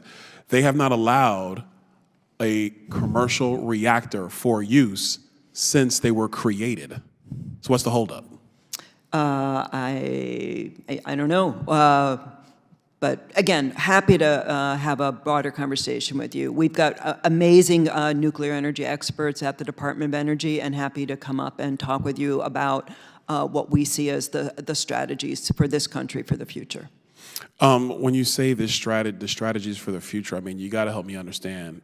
Is the Department of Energy even processing this stuff right now? Like, and don't get me wrong. I get it. The line of question on nuclear fuels and nuclear reactors is probably not something you guys prep for over at DOE coming over here today. I understand that. But is there any discussion going on at the Department of Energy for actually creating sustainable baseload power for America. Because if it is the position of the Biden administration and frankly Secretary Granholm that every American should buy an electric vehicle to the tune of $61,000 a year when most Americans can't afford spending $61,000 for a car, $61,000 for the car, they can't afford to buy that. If that's her position, is she aware that by doubling the size of the electric vehicle market in the United States, we don't have enough electricity on the grid? Does she realize this? And what's the plan of DOE to prevent that from prevent the grid from going essentially dark? There's a few questions in there. One, we're very supportive of a nuclear industry in this country. The Department of Energy has had a nuclear energy research program for any number of years. We're advancing a number of demonstration reactors, and that those are linked, as you probably know, to the need for the HALEU fuel supply. So we are very interested in figuring out that roadmap going forward. At the same time, we understand that electric vehicles take more electricity than the alternative, and there's been a lot of work to figure out what a modernized grid should look like and what we can do to invest in the electric grid in this country to serve the needs of electric vehicles while also maintaining reliable, resilient electricity supply. Well, look, I will say for the record, I'm not sitting here in favor of mass expansion of electric vehicles in the United States because the component pieces actually are dirtier than the internal combustion engine. If you take into account the mining of cobalt, lithium, rare earth, et cetera, and then when you have to actually dispose of the batteries. But in that interim piece, when Americans have to use it, if what the EPA has done, which is basically going to force Americans to buy electric cars even though they do not want them, it's not really clear to me that Secretary Granholm and the Biden administration have a plan for actually putting enough electricity on the grid to support America's needs. I'm out of time. I'll yield back to the chairman. Thank you. All right, the chair now recognizes the gentlelady. Chair recognizes Mr. Donalds from Florida for 5 minutes. Thank you, Mr. Chairman. I really want to get off the last line of questioning and focus in. We have a problem that's pretty clear and apparent. There is obstruction coming out of the State Department and USAID. Mr. Sopko, in your letter and in your testimony, it has been very clear that this administration has unilaterally stopped all of your ability to get the information that Congress has authorized you to collect. Is that correct? That's correct. Okay, in your letter, you state, 3 prior administrations understood and abided by these legal certainties. It is shocking that state and USAID officials are choosing at this particular juncture to violate the law, obstruct CIGAR's oversight work, and refuse to cooperate with our oversight requests. Mr. Sopko, how many oversight requests has CIGAR made of the Department of State under Tony Blinken and USAID? I don't have the exact number in front of me, sir, but I did promise another congressman, and I promised the chairman and ranker we would give a list of all of that. I mean, it goes back to the simplest thing, sir, and I don't want to take your time, but sure. We asked for the Doha Agreement back in 2021, copies of and access to the documents related to the Doha Agreement, sent multiple letters. We still haven't even gotten a response from that. So it's as simple as that. Mr. Sopko, and not to cut you off, but to me, it sounds like you're a Republican member of Congress, because Republican members of Congress send letters over to the administration, and we don't get answers either. So this is actually a consistent pattern. Ms. Shaw, you're the IG over at the Department of State. Are you aware of the obstruction from Department of State employees towards this Inspector General over Afghanistan? So I've read Mr. Sopko's testimony. I can say for our part that we have not experienced the same sort of No, I'm not asking about if you as an Inspector General with your role of having oversight over state. I'm talking about, are you aware of State Department employees willfully ignoring and obstructing the investigations that are lawfully authorized by Congress from CIGAR, Mr. Sopko's office? Or are you aware of State Department employees ignoring and obstructing his investigations? I'm aware of Mr. Sopko's statements, yes. Ms. Angarella, I got it. Ms. Angarella, you're the IG over USAID. I'm acting in that role, yes. Acting. Yep. Similar line of question. Are you aware of USAID employees willfully obstructing CIGAR's ability to conduct congressional oversight, which is their legal mandate? I would say the same as Ms. Shaw. I'm aware of IG Sopko's letter. I would say we have not had any access issues, and I would say further that I'm happy to partner with any oversight IG to do joint work or get access to any documents or people at USAID and assist in that matter. Well, I guess here's a question. Ms. Shaw, you don't have a problem. Ms. Angalera, you don't have a problem. What's the problem with Mr. Sopko? What's his problem? Like, why is it that he's being blocked from doing the thing that he was legally charged by this Congress and previous Congresses, mind you? Not just the 118th, the 117th, the 116th, the 115th have all given him authority to conduct oversight, and state and USAID are blocking him. Is anybody at the table aware of the president's thought process when it comes to inspector generals? I mean, has the president put out a statement that he doesn't want his administration to comply with the request from inspector generals? Anybody? Has the president made that statement? My experience, sir, is that most presidents don't like to talk to inspectors general in both parties. As I joke about, I work for one person and one person only, and that person never wants to see me, and I think it's just they avoid talking to IGs. Now, we have talked to senior officials at state and aid and DOD over the years, not since this administration, but we used to brief on a regular basis the administrator of USAID, senior officials at state, senior officials at DOD, including the chairman of the Joint Chiefs. But since this administration come in, it's been radio silence with us. So, Mr. Sopko, look, I'm going to end my line of question with you because I actually read one of the CIGAR classified reports right after the fall of Afghanistan. It was quite eye-opening, to be frank, about your capabilities of your team to get information about what was actually going to happen in Afghanistan. I would urge my colleagues to go back and read some of those classified reports on what was going on in the ground in Afghanistan because it is revealing. Because, Mr. Sopko, I'll let you answer, but it was pretty clear to me, anybody who read this report could see that Afghanistan will fall pretty quickly. Your reports, or your department's reports, were they transmitted to the White House prior to the fall of Afghanistan? All of our classified reports, actually all of our reports are provided to all agencies. The classified ones are obviously not put on the website, but we definitely provided those, and we provided it to all the intelligence communities. Let me just add one thing about those classified reports that you should also know. At the request of this committee and other committees, we requested DOD, state, and aid to declassify all of those reports, many of them going back 12 years. We still have heard nothing back from those agencies. And I see Congressman Lynch is here. I believe he was fighting to get those reports and that information declassified. Many of those reports were classified because we had a general tell us because President Ghani was embarrassed if they were released.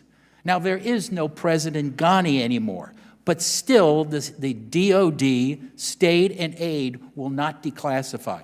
I have no declassification authority as a CIGAR. I have to rely on the agencies. You have to rely on the agencies. And we're still waiting for like 12 years of reports to be declassified, many of them just because they embarrassed President Ghani, who is no longer president of Afghanistan. So I may sound a little upset. I think you should be upset. This is ridiculous. Well, I share your concerns. I think those reports should be declassified, especially considering the fact that we got gold bullion moving all over the place. We got billions of dollars going into Afghanistan, not getting to the people. I mean, we should have all that information. The American people should have it as well. I apologize, Mr. Chairman. I yield. Appreciate that. Gentleman yields back. Mr. Donalds of Florida is recognized for 5 minutes. Thank you, Mr. Chairman. You know, I'm actually glad I get to go last. I heard a lot in today's hearing. Obviously, we have some serious questions that Congress is going to need to address. And let's just be very clear, the SEC or the CFTC or frankly any other agency has not been empowered by Congress to just decide this stuff on the fly. Sorry, relative commissioners and chairmen that exist around this town, we've not authorized you to do that yet. A couple things. One, I found it interesting that now Sam Bankman-Fried is now the ghost of Christmas past. You know, what happened at FTX is unconscionable, never tolerated, but that's accounting fraud. That's something that was contemplated under Sarbanes-Oxley after the Enron scandal. So you have that. If we're going to talk about Russia avoiding our sanctions regime using cryptocurrencies, then maybe the administration should have paid attention to Russia's military buildup on the Ukrainian border after the debacle that was the withdrawal from Afghanistan. If we're going to talk about the fentanyl crisis, maybe the administration should actually secure the border as opposed to just complaining about fentanyl all the time. And with respect to Filecoin or anything else, I think one of the most fundamental problems we have in this building are members of Congress trying to justify why an American would choose to buy a product that they want to acquire. We're not talking about narcotics here. We're not talking about food that you ingest. We're not talking about contact lenses that go in your eye. We are talking about a digital currency or assets or token that they might choose to buy with their own United States dollar. I thought that was okay in the US. But I see not all is reality here on Capitol Hill. Mr. Gorfine, question for you. Is the CFTC, or the federal government for that matter, currently equipped to serve as a market regulator for digital assets?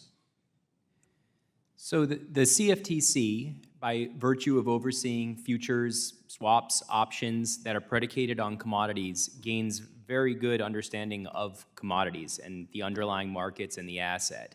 They currently don't have that authority to regulate the spot market, but as I noted earlier, there are some unique characteristics of digital commodities that may make it reasonable to say we need to have federal market supervision. So I like your answer, but I'm also down to 2 minutes and 36 seconds. I want to hone in on one thing. The operative word in your sentence is may. Does the CFTC, if this is the agency that looks like closest to be able, do they have the manpower, the technical knowledge, the expertise to adequately be a market regulator of digital assets? Yes, they already are, and they do have that expertise. They do have that knowledge. Chairman Benham has been testifying as such. So this is something that they may need additional resources given the size and scope of digital commodity markets. But they do have that expertise, and the professional staff there is well equipped to understand the underlying commodity market. Okay. Mr. Zweighorn, can you elaborate on some of the incompatibilities between the digital asset marketplace and traditional financial structure marketplaces? Sure. Well, so as we've talked about many times in this hearing, there are lots of digital assets that have functional uses. So in order to use Filecoin, for example, I don't believe Filecoin is a security, but if somebody did, if Congress was to say, or the SEC was to say Filecoin is a security, then everybody that touches Filecoin would need to be a regulated intermediary. Hey, real quick, let me just say, as a member of Congress, Filecoin is not a security. But continue, go ahead. Better than me. So if you were to buy Filecoin because you want to use it, you want to store files, you can only buy it through a registered broker-dealer. The system through which it gets transferred to you would need to be a registered exchange to actually find the buyer and seller, and a clearing agency in order to actually send it to you. And those basically make it impossible to use for its intended purpose, because you're not going to have all of the entities involved in facilitating storage of data be SEC regulated for financial services activities. Okay. Last question, Mr. Rivera, given that Congress is already behind the curve regarding blockchain technology, how do we ensure what is proposed today applies down the road? Applies what? How do we ensure that some of the topics and conversations that are being talked about today in this committee can apply down the road? What do you think is maybe a best course of action for us? We want collaboration by Congress, by members of this committee, to take a very good look at the industry and understand all the different issues at play and come up with constructive legislation that regulators can then apply meaningfully to multiple different use cases and different types of assets. So we need principled legislation that is that's bipartisan and effective. All right, I yield back. Thank you, Mr. Chairman. Thank you, witnesses. Thank you, Mr. Donalds. I want to thank Chair recognizes Mr. Donalds from Florida. Thank you, Mr. Chairman. Sorry. Mayor Bowser, it's good to see you. Chief Conti, it's been a while. You haven't been back for 2 years or so. It's good to see you. Mr. Donahue, first time. Mr. Graves, bro, you need to do your job. I mean, let's just be very clear. You know, obviously, you have a responsibility to the residents of the district in a myriad of ways. I think, you know, my colleague talked about that and went in some heavy detail there. But if you're not going to do the job of actually standing behind Chief Conti and the work that his men and women do with the Metropolitan Police Department, then you're selling them down the river, and with them, the residents of DC, and even the tourists that come to DC. But, you know, they're the ones that live here. They, you know, they ride the bus, they get on the metro, they're going to school, they're going to work, and what everybody wants is just to be safe. And you're not holding up your end of the bargain. I've seen MPD all over DC. They're out here every single day. It's not, they are here. It's very clear when they're on the scene. But you're not doing your job. So I just find it to be disgusting, frankly. Just uphold the law, enforce the law. And that actually will make the job easier for the chief and for the mayor to do their jobs. Mayor Bowser, real quick, you know, when the Oversight Committee was investigating January 6th, you were not here. I don't know what was going on, so no need to go down that road.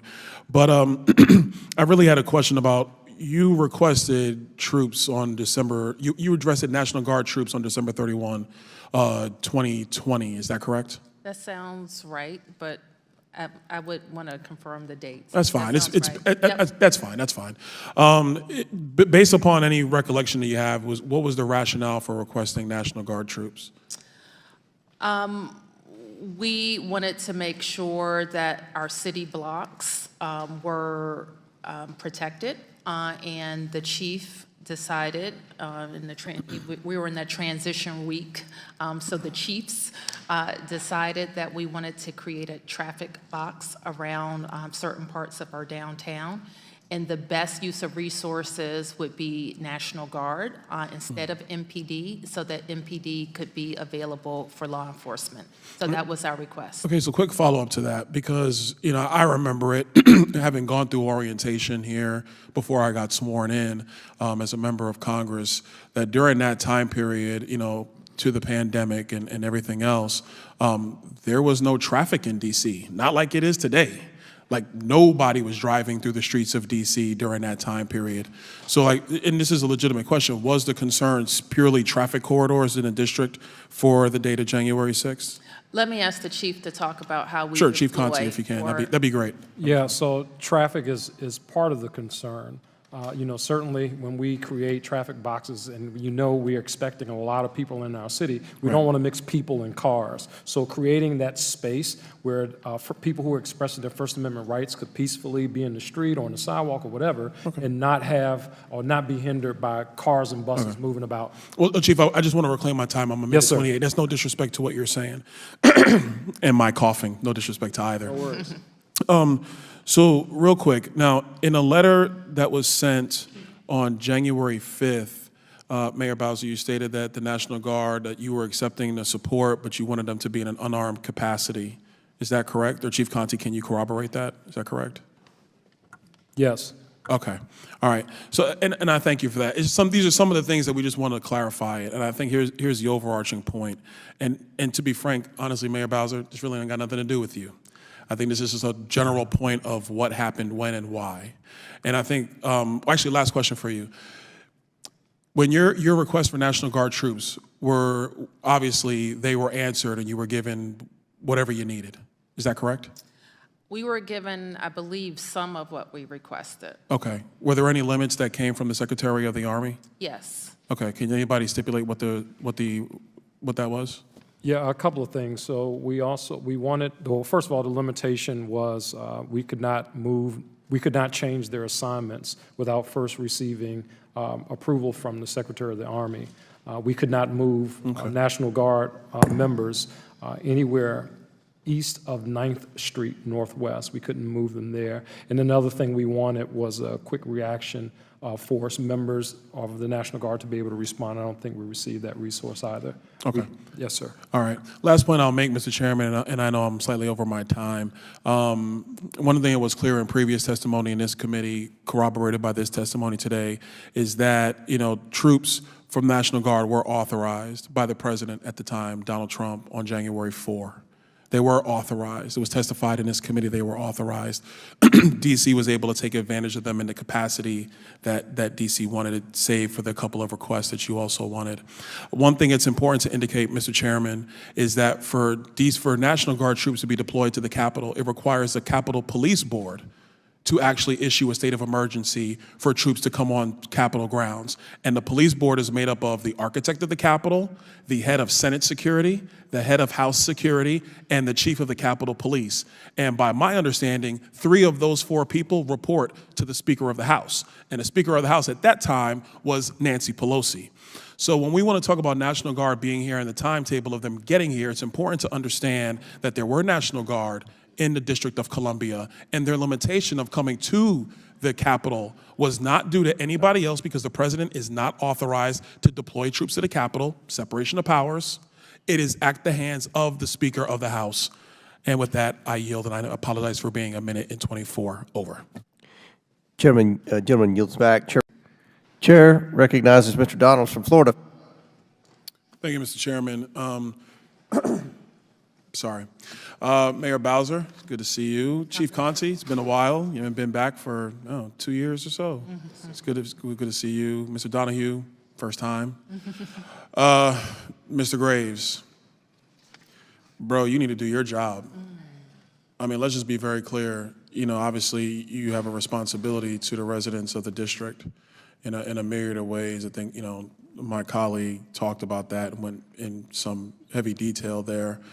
But if you're not going to do the job of actually standing behind Chief Conti and the work that his men and women do with the Metropolitan Police Department, then you're selling them down the river, and with them, the residents of DC, and even the tourists that come to DC. But, they're the ones that live here. They ride the bus, they get on the metro, they're going to school, they're going to work, and what everybody wants is just to be safe. And you're not holding up your end of the bargain. I've seen MPD all over DC. They're out here every single day. They are here. It's very clear when they're on the scene. But you're not doing your job. So I just find it to be disgusting, frankly. Just uphold the law, enforce the law. And that actually will make the job easier for the chief and for the mayor to do their jobs. Thank you. Chair now recognizes Mr. Donalds from Florida. Thank you, Mr. Chairman. Thank you, witnesses. I always find it interesting when we go over this topic. One thing, let's be clear, the EPA has no authority for this rule. Once again, we have another agency somewhere in this administration coloring in the outsides of whatever their congressional purview is. And this administration is more than comfortable doing it because they know they cannot come to the Congress to get the votes for what they want to do. That's why EPA is doing this. I know this is a different committee I sit on, but that's why the SEC is doing what the SEC does, and we can go all through the alphabet soup agencies. Mr. Bradbury, a couple of things. I want to just get to a couple of key areas here. Hold on, lost my place. Here we go. True or false? President Biden says he wants 50% of new cars to be electric by 2030. True, but I guess now it's 60%. Okay. True or false? In order to meet Tesla's EV needs, and this is only Tesla, by the way, by 2030, global lithium supply must be increased by X times. Oh, it definitely has to increase somehow. We don't know from where. It has to increase greatly. Yes. Okay. True or false? A typical electric car requires 6 times the mineral inputs of a conventional car. Yes. True or false? The nuclear energy is the most viable option for a steady stream of reliable, affordable, carbon-free electricity to power EV charging stations 24 hours a day, 7 days a week, 365 days a year. I'm sorry, what? Nuclear power. Yes. That's my understanding. Okay. Not an expert, but. That's fine. Last question. If 50% of the cars were electric vehicles today, is there enough power on the electric grid to charge them all? Absolutely not, no. I want to circle back to one thing, and Ms. Baker-Bransford, I was listening to your testimony. We kind of established the fact pattern that in order to accomplish what I believe you do support, we'd have to massively expand lithium mining, not to mention other mining capacities. Currently in the world today, who dominates lithium mining? So lithium processing is dominated by China. It's mined in several other places as well. Do you know some of the countries where it's mined? In South America as well. South America, any other places? Are they mining in Africa? Lithium, I don't think it's a major lithium producer, no. Okay, are they mining cobalt in Africa? Yes. Is cobalt necessary for an electric vehicle? It is in the dominant chemistry at the moment, yes. Okay, let me answer this question. You say in your testimony that essentially referring to the current internal combustion engine, that in addition to carbon dioxide, heavy-duty vehicles emit or contribute to ozone, particulate matter, nitrogen oxides, sulfur oxides, carbon monoxide, and other air toxins that are especially harmful to children's developing bodies.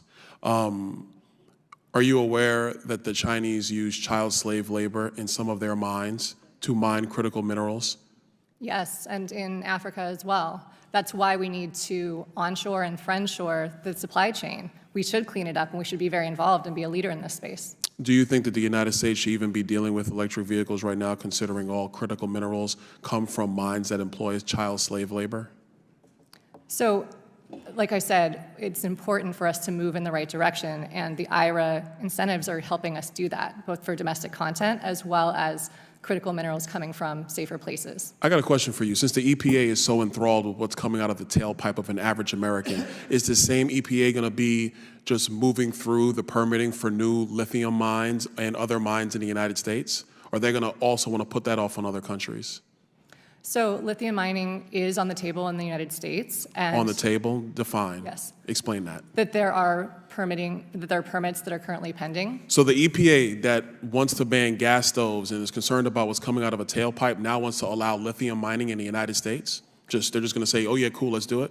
So mining definitely needs to be done in a safer way. The US and North America can do it safer than other places. This is true for all mining, for all consumer products and everything, including traditional vehicles. I'm glad you said that, because I actually agree with that point. The United States can actually mine for all these critical minerals, whether right here at home, which means jobs for Americans, but also in friendly places around the globe. But we can actually do that better, and we do it cleaner than the Chinese do. My concern is that the EPA's radical push towards electric vehicles, what that's really going to do, it's going to price out the very poor.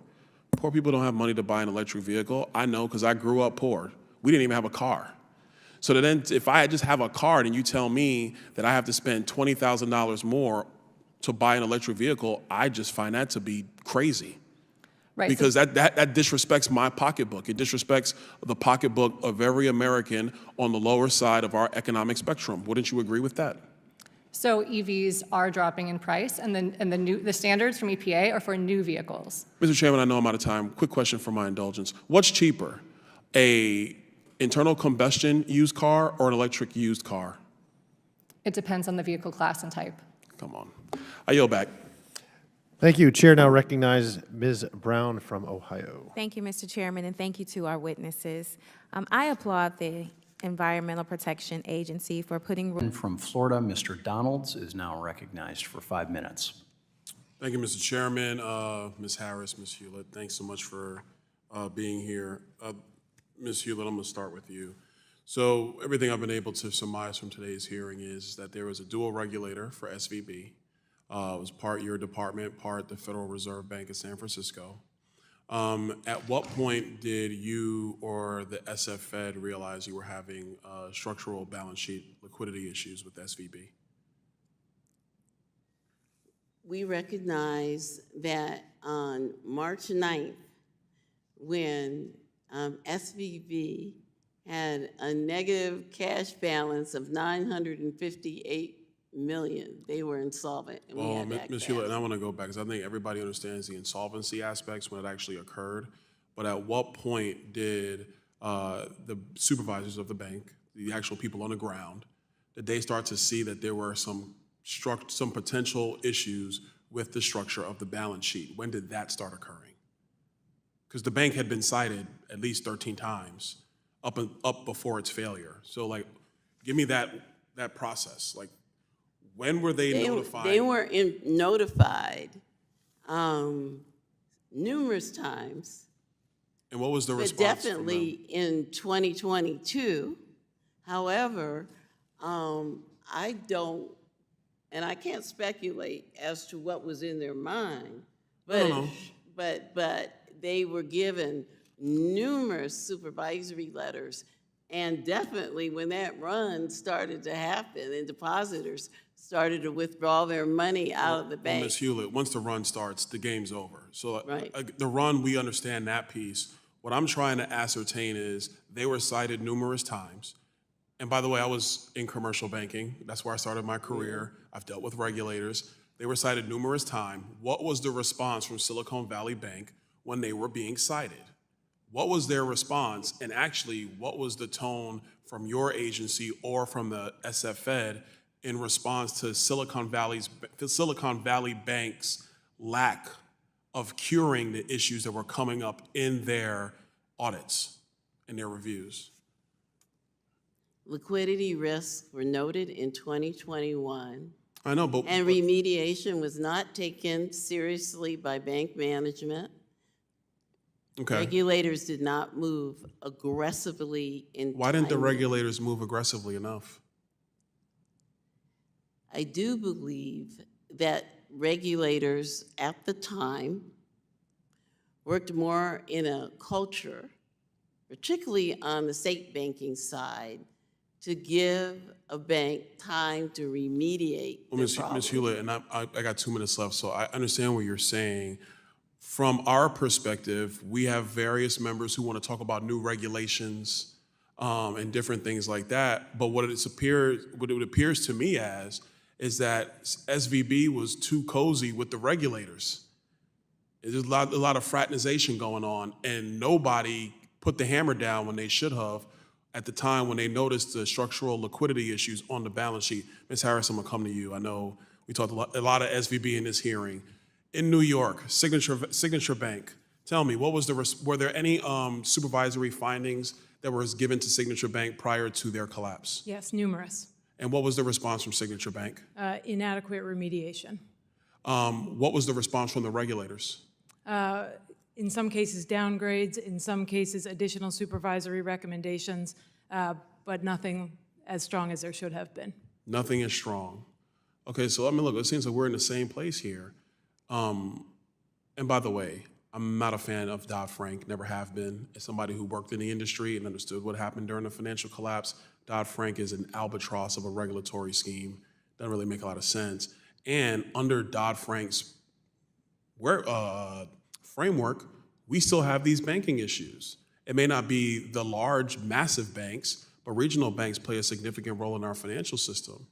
I guess so I would ask both of you, as being representatives of your regulatory agencies, what's going to change in terms of holding bank management to sound banking principles if they can just look at your letter and ignore you? Sir, I'll take the first stab. I think it's a good point. We are working to escalate things quickly and under my time in my 19 months at DFS to take swifter and more severe action where necessary. Do you think, and final question, Ms. Harris, I'm going to ask you, do you think it's appropriate at this point for the Federal Reserve to actually be in charge of supervisory oversight of banks? Yes. Do you think they're good at their job? I think all regulators are working on recommendations to improve oversight.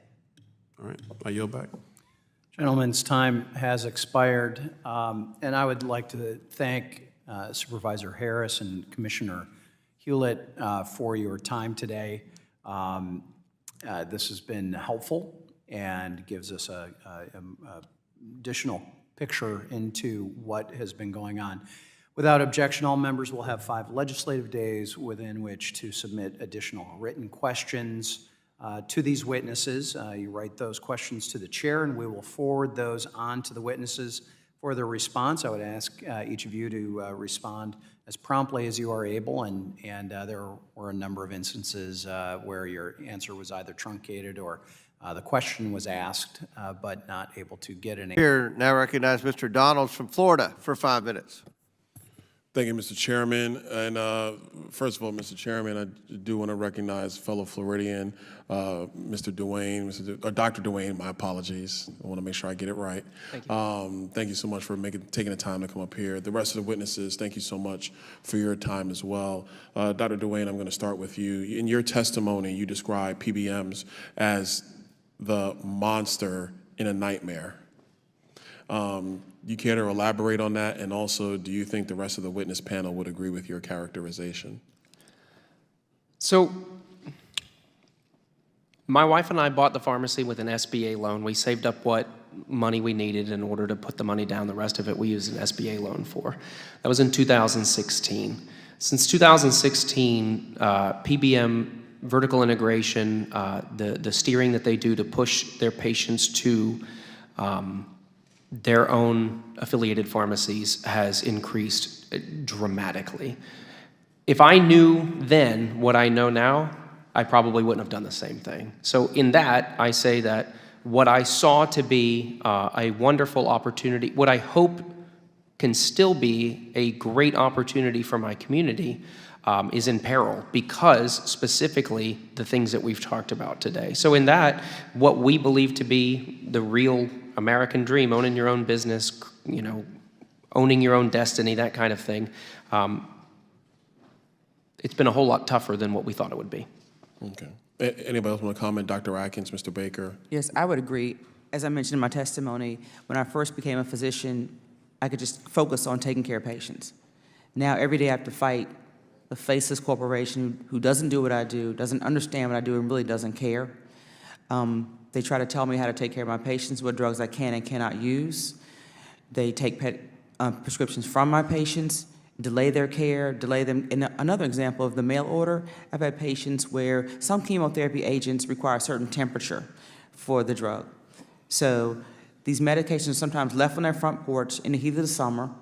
So when they get the drug, it may be too hot, and then we don't know if it's still effective. And sometimes the drugs are lost and the patient's still charged. These are obstacles for patients. Sometimes PBMs also mandate the use of an innovator product instead of using a less expensive biosimilar.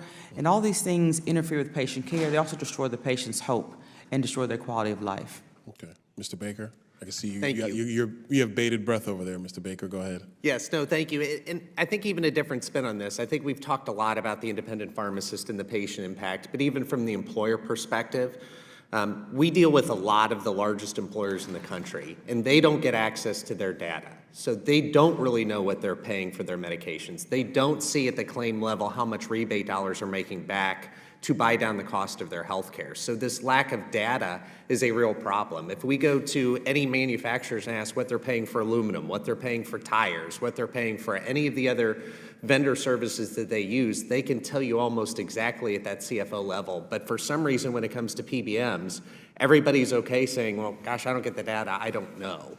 And that lack of data causes a lot of real problems in our opinion. Mr. Baker, real quick, and probably in the last minute and a half, can you expand on the transparency piece of it, and really how do you think transparency through PBMs? And by the way, you know, I see you over there, Claudia. Claudia Devant, worked with her when I was back in the state legislature when we took on some reforms to PBMs back in Florida. But could you comment to what those adjustments federally would kind of look like, and what that level of transparency would mean for consumers and for medical professionals, and obviously in the field of medicine? Yes, thank you. I think it goes back to, again, if you look at any other industry, consumers can make a decision on how much they want to pay for something and what profit is okay. You know, that's the basic form of capitalism. And I think we've tried to live in a world where that applies to the pharmacy industry, and unfortunately it doesn't, because that same level of visibility into cost and profit do not exist in our space. And because of that, then it has continued to drive up profits that hurt American corporations. They need to then continue to increase premiums for their overall health plan.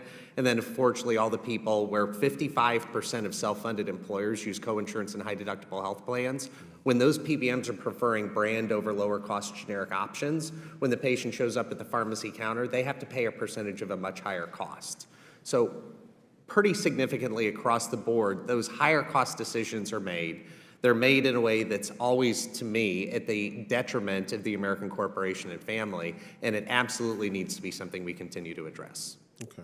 Well, listen, thanks so much for everybody being here. Mr. Chairman, a great hearing. We should continue this work, and I'll yield back. Chairman yields back. Chair recognizes. Thank you, Chairman. First and foremost, I find it to just be highly disrespectful that the Department of Energy was asked to be here. They're not here. They don't want to answer questions about their own rule, which is going to impact the bottom line and the pocketbook of every American, especially those who own gas stoves currently. And, you know, I just find that to just be ridiculous. They must be taking a cue from the president, who doesn't even want to answer questions, doesn't do press conferences, and just is nowhere to be found. I find that to just really be laughable, to be honest. Secondarily, this whole gas stoves thing makes no sense.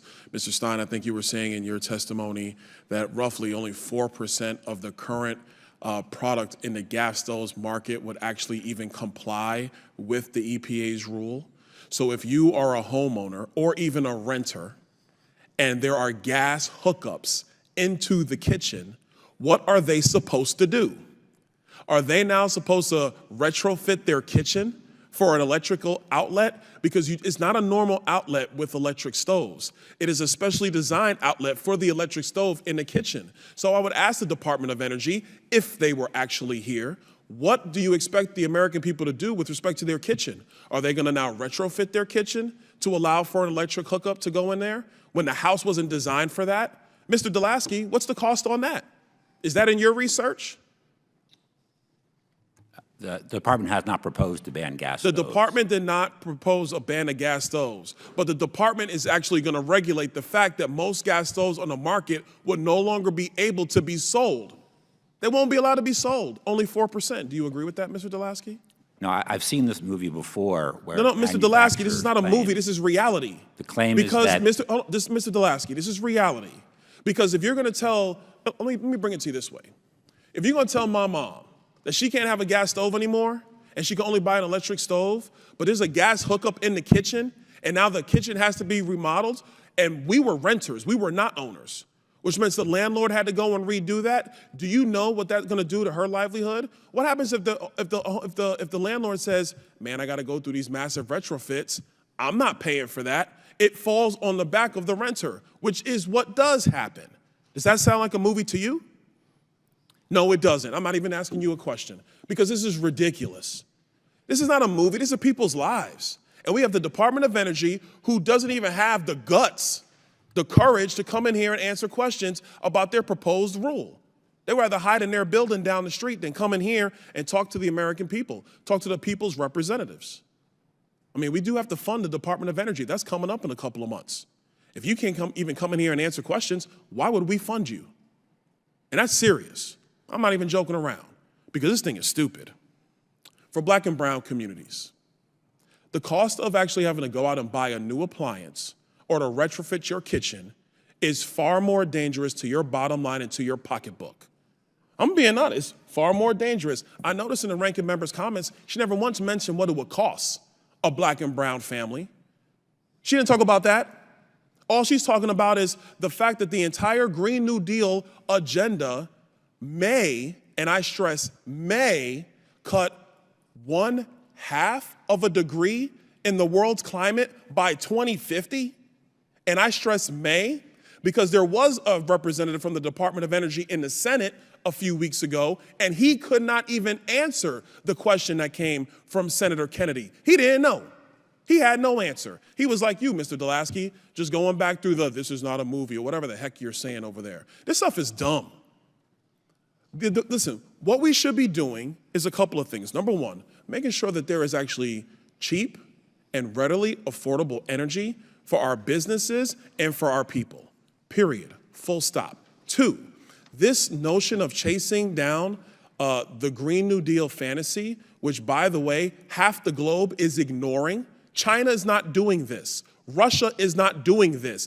And the Europeans are backpedaling from this quickly because even the Europeans now understand that they can't live their Green New Deal dreams on gas that they were getting from Russia. They don't get to do that anymore. So now Europe is backpedaling. We need to get serious in the United States. And if we want to have an economy where everybody's got to be able to earn money in, and we want to have an energy grid that is sustainable, what we can't do are these crazy demands from the Department of Energy and from the EPA. Last thing I'll say is this. If we follow the president's dream and the other party's dream of electrifying every car and electrifying every stove, you know what we're gonna have? We're gonna have an electric grid with not enough energy to turn the lights on. Those are the facts. I yield back. Thank you, Mr. Donalds. Chair Rick. Thank you, Mr. Chairman. Chairman Powell, thank you for being here. Really appreciate you being here. Look, I got to say, first of all, it was good to hear from the other side of the aisle that the Federal Reserve should not even be engaging in using its tools with respect to climate change or climate mitigation or whatever the case might be. The Fed, you guys have a big enough job as is. Adding anything like that to your job, I think will be wholly detrimental to the American economy. So I, for one, this morning am glad to hear that coming from the other side of the aisle. You've had a couple questions already on capital, bank capital, et cetera. Look, some of the current views are that continuous raises of bank capital will increase costs to our economy anywhere from $50 to $200 billion. What's your view of the current desire or mode of Vice Chair Barr to fully implement the Basel III capital standards? Well, I think that's the next thing. Vice Chair Quarles was working on that. It didn't get completed for various reasons, but I think that's an international capital standard that we should go ahead and complete. As to the right level of capital, that's a discussion we're about to have. Are you guys at the Fed? Are you guys kind of concerned about the fact that now it seems like the European regulators are starting to pull back from that? Like they're starting to think about capital standards being too much for European banks, and that they're starting to recede from what was, I assume, kind of a handshake agreement in years gone by. Yeah, I'm not hearing that exactly. We'll be watching that carefully, though. Okay. Overall, just with respect to capital, let's take a step back. Obviously, since 2008, 2009, we have, in my view, aggressively gone through this process of increasing capital standards and capital requirements on Tier 1 capital for banks. In retrospect, do you think that's been a net positive to the overall banking environment, or do you believe it's been a negative to the overall banking environment? I think it's been a net positive, and as I pointed out earlier, U.S. banks have competed very, very successfully through this period, despite what were pretty significant capital increases that we put in a few years back. So it really has led to a very strong, and also made it well through the pandemic period, I thought, and I think that was a pretty good test. So even though the government did do a lot to support the economy, still, I think that those capital hikes that we made in the last cycle come through looking pretty good. Do you guys at the Fed, do you have a view of, I say you guys because I know you're the chairman, but there's other members as well. Do you have a view of the concern about community banking in the United States, or a lack thereof of community banking? It has been shrinking quite significantly over the past 10 to 12 years. Very, very much so. It's a focus for us. We understand the importance of community banks, that they provide a different service and a really important service to smaller businesses and communities. And community banks have been consolidating for 30 years now. So it's really a secular trend as people have moved to bigger cities and things like that. But we don't want to do anything to move that along. We think that the world's not a better place with fewer community banks, and we try to keep that in mind in all of the regulatory and supervisory things that we do. Do you think that federal regulatory policy, in part from Congress, has led to a supercharging effect of diminished community banking in the United States? It's probably been a factor, but I do think there have been important demographic factors as well. And also having interstate banking. Interstate banking only became, legal quite recently, and that also has led to consolidation. You can look back, though, again, look back 30-plus years, and you've seen a very steady decline. So I think there are demographic and other factors driving it. But, regulation can fall as a fixed cost, which means that institutions need to be bigger. And I think that's probably part of the story. Look, I don't disagree with your conclusion. I'm just concerned about the trajectory. I think just having larger financial institutions, larger banks overall with a diminishing smaller community bank infrastructure is detrimental to lending to small businesses, mom and pop businesses. It also could be parochial. I started my career in community banking, so I saw a heartfelt situation. Last question, running out of time. The SEC has proposed a rule that would, among other things, require banks to segregate client cash held in custody, upending custody bank balance sheets, and by extension, the bank custody model. Are you guys at the Fed concerned about this proposed rule from the SEC? The gentleman's time has expired. The chairman can I'll respond to in that. writing. For 5 minutes, you've got big shoes to fill from your colleague in Florida that you succeeded here. Oh, thank you, Mr. Chairman. My colleague from Florida, Mr. Moskowitz, this is actually old hat for us back from our days in the Florida legislature. Look, a couple of things. These hearings, I do agree, typically are fun, but the reality is that regulations at the federal level, and I think it's important to stress a couple of things. Regulations at the federal level, over-regulation at the federal level does have a massive undue burden on small businesses, medium-sized businesses, and micro businesses. These are your mom and pop businesses that are started by a lot of people in our country all across every socioeconomic background. The big players, the Fortune 500 guys, they don't really care too much, actually, about regulation.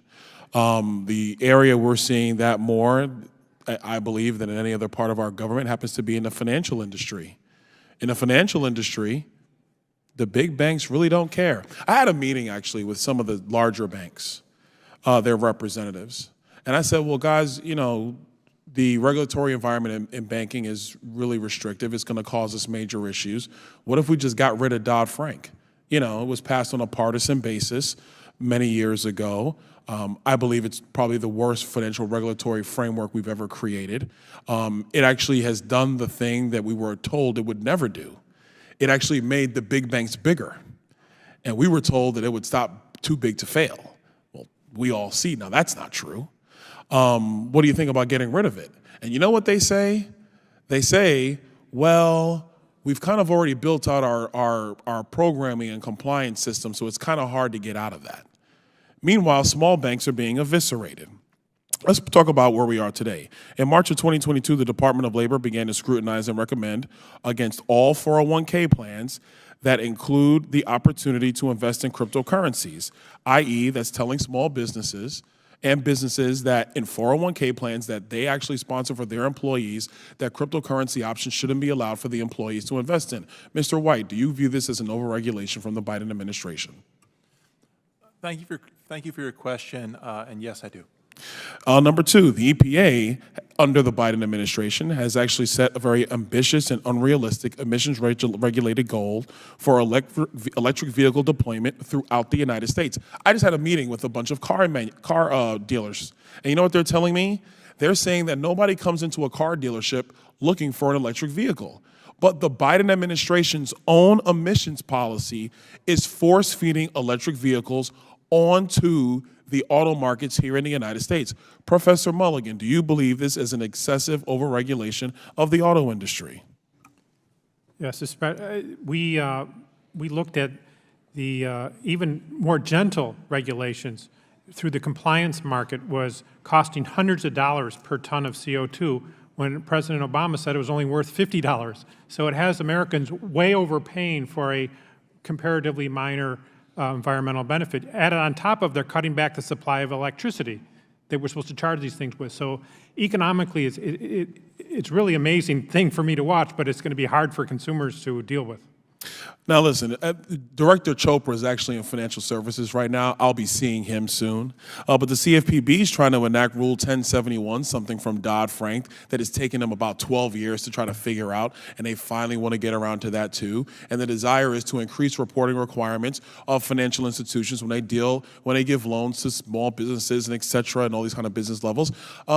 Ms. Katzen, do you think that the CFPB extends itself into overregulating companies within our entire economic system?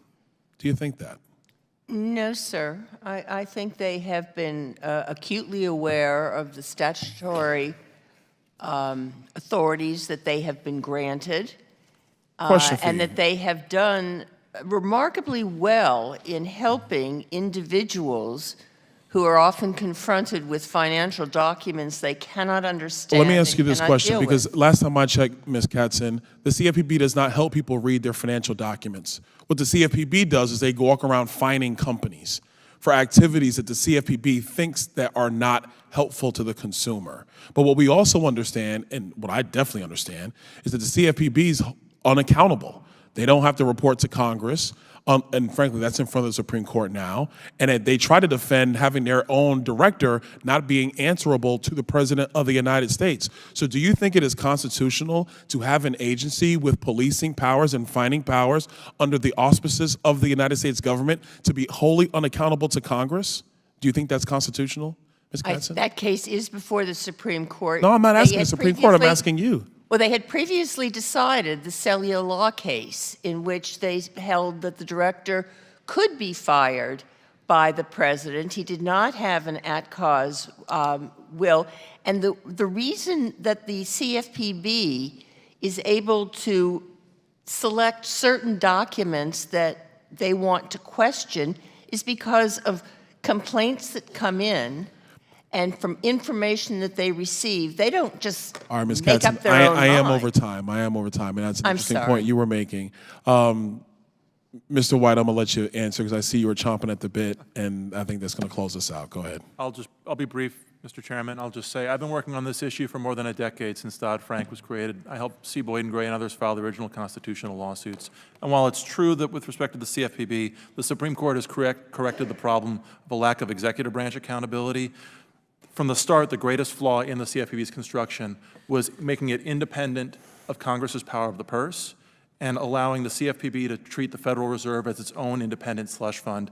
I'm very glad that the Supreme Court is reviewing that issue this fall, and I hope the Supreme Court follows through similarly as to in the Seal of Law case. All right, I yield back. Thank you, Mr. Chairman. Very good. Chair recognizes Mr. From Florida, the gentleman, Mr. Donalds. Thank you, Mr. Chairman. Quick comment on spending levels. The federal agencies are spending more than up over 40% from where they were in pre-COVID spending levels. COVID-19 is now over. I'm not sure what additional work the agencies are having to do except for backlog work that the agencies were not able to get to because a lot of federal workers were at home and not actually in the office going through the practices that they are hired to do. And look, I get it. It was COVID-19. You're not quite sure what you're dealing with. That made sense in year one, but year two and year three, that made little sense to continue to leave the offices closed or on partial schedules. And from what we understand from previous testimony from the Director of Office of Personnel Management, that there are still members of the federal workforce who have not returned to the office, still, today. Like, that's a significant problem. Cutting money from the federal agencies because we continue to overspend drastically is a good and healthy fiscal thing that we should be doing in our country. And if that means that there are services that our people need and that are going to need, then maybe Washington should rethink its policy overall to make sure that we can address the needs of the American people while not wasting the money of the American people. To the witness panel, thanks for being here. I'm going to pose a couple of questions here. Really just, you can answer whether it's acceptable or not. Ms. Bitter, I'm going to start with you. A government that enforces an essential business-only policy while simultaneously paying its employees full salaries while millions of Americans wait inexcusable amounts of time for basic required services, is that acceptable or not? I'm sorry, sir. The question is If broadly we speaking. develop an essential businesses only policy, but everybody's still getting paid full-time, full benefits, while Americans are having to wait exorbitant amount of times, and frankly, they have to call their member of Congress to help weed through the bureaucracy. Is that acceptable, or is it not acceptable? I just want to make sure I understand the question, sir. Please forgive me. So essential businesses only, I think what I hear you asking is about parts of the government that were closed except to essential services. Is that correct? Yes, ma'am. Is that acceptable or not? I can speak only for my organization and for the passport services, which I think is what people are most interested in. We have been, again, open since June of 2020, and while the pandemic certainly disrupted our operations, we never stopped serving the public throughout for the entirety of the time. I would argue it's been very delayed. Mr. Levins, what about you? Is that acceptable or not? Thank you for your question. I'll never forget March of 2020 and the day that the pandemic hit. Mr. Levins, I agree. I was there too. We all remember March of 2020. The question is, in September of 2020, in March of 2021, in September of 2021, in March of 22, is it still acceptable for the American people to require services of their government only to not be able to get them in a timely fashion because we have members of the federal workforce who are not at their post doing their job? Right. Is that acceptable or not? I'll speak for our office. We never entirely closed. From day one, we had people there to perform essential services. Thank you, Mr. Levins. Mr. Poist, is that acceptable or not? So like the other two panelists, our offices never closed to the public. They were by appointment only. Mr. Poist, let me ask you a question. What percentage of your workforce was actually in the office in the calendar year of 2021? I'm going to excuse you for 2020. I get it. Early pandemic, everybody trying to figure out what was going on. Was your office fully open in 2021? They were not fully open. Were they fully open in 2022? They were. They were fully open. Everybody was back to work 100% in 2022. Well, obviously not 100%. We know people get sick, people call out, but you had essentially your entire workforce available to you in the year 2022?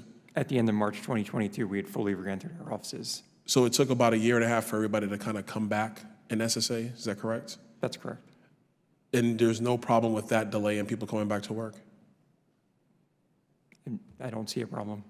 That's the problem, Mr. Poise, is that you don't see a problem with that. But I tell you right now, the American people see a big problem with that. When people call my office, and listen, this is not a partisan thing. It could be it could be an office of a Republican member or a Democrat member of Congress, doesn't matter. But when people call in looking for help from Social Security or passport services, they're trying to figure out how to get something done, they're not getting an answer, they get hung up on the phone, so they call our offices. And when we call, and I get it, when we call, everybody's jumping through hoops to answer the call of a congressional office. You guys don't think there's a problem with that? Because I do. Listen, we will take care of every constituent request. It doesn't matter who the constituent is. But when the only answer a constituent gets is from their member of Congress to basically rattle the cages of the bureaucracy, that is a major problem, and it is unacceptable. I yield back. Thank you, Chairman. Thank you, witnesses. Attorney General, good seeing you again.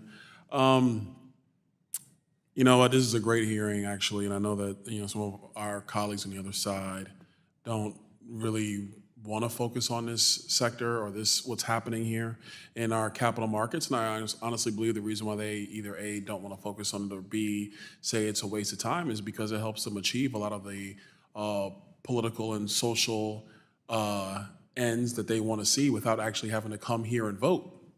So this works a lot better when you have small pockets of activist shareholders bringing board proposals ad nauseum, and they kind of overwhelm the C-suite, if you will, to accomplish these things through the corporate sector that you could not get through the legislative process. And so I see why they don't want to focus on it. I know a comment was made about belief in anthropologic global warming, as it used to be called, or climate change, or whatever you want to say it is. No, I actually don't agree with that statement. I don't think that the science is settled.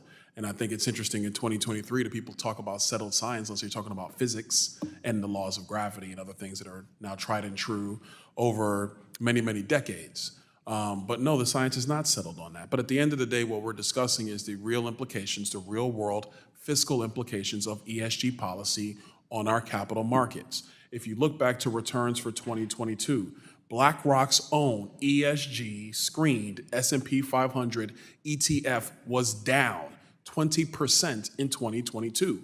It lost 20% of its money. And by the way, if you look at the fees for that fund, the fees are much higher than a baseline ETF just taking the S&P 500 as a basket of securities and delivering it to somebody with an IRA, or if it ever got batched into any matrix of a 401k that might be out there, even one that might be available to pensioners in the state of Minnesota. That broad-based S&P energy sector ETF was up 50% last year. 50%. Now, the reason why it's easy for me to talk about this is because I actually was a fiduciary. See, I was an investment advisor. I did the job. I would never invest my clients in ESG funds because they are more expensive and the returns are not there. The returns have not been there. And I think the issue that we're going to maybe potentially begin to run into is that because you have this chilling effect on the movement of capital into the quote-unquote ESG firms, then by the sheer force of capital chasing them versus chasing other companies that either A, do not comply, or B, do not conform to the ESG matrix, by their dearth of capital, by default, their returns year over year as a company is going to actually wither over time. That kind of chilling effect is not what the free market was ever created to do. That chilling effect is something completely different, which is an anathema to the free market. Mr. Allen, I know it's been talked a lot about proxy advising and about, frankly, the voting procedures going on with these shareholder proposals. What would you think a good remedy for Congress would be to take a look at this and try to remedy this situation? Well, there were several things that Congress could do. Certainly, I think addressing Rule 14A8 and removing some of these social issue proposals from corporate proxy ballots and not requiring companies to have to put these out to a vote of their shareholders. Certainly that would help, particularly on matters that relate to ordinary business or that are economically insignificant for a company. As I mentioned in my written testimony, I think certainly there should be SEC oversight of proxy advisors. I think the SEC's proposal in 2019 struck the right balance and it called for a draft review process so public companies can review the accuracy and the completeness of the reports before their investors start voting on them.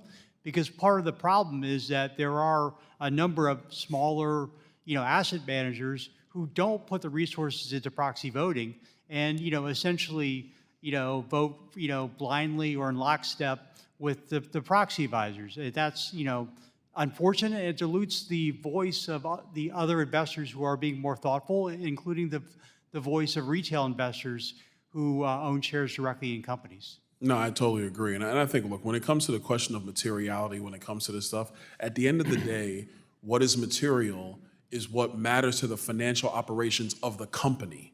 Because the investment is into the company itself, not into the environment writ large, not into the social system of the United States or the world for that matter. It is the going concern of the company. Mr. Donalds from Florida for 5 minutes. Thank you, Mr. Chairman. Allow me to actually respond to my colleague on the other side of the aisle. The issue with Ukraine is not that members on my side of the aisle don't want to support a democracy in Ukraine. That is not the issue.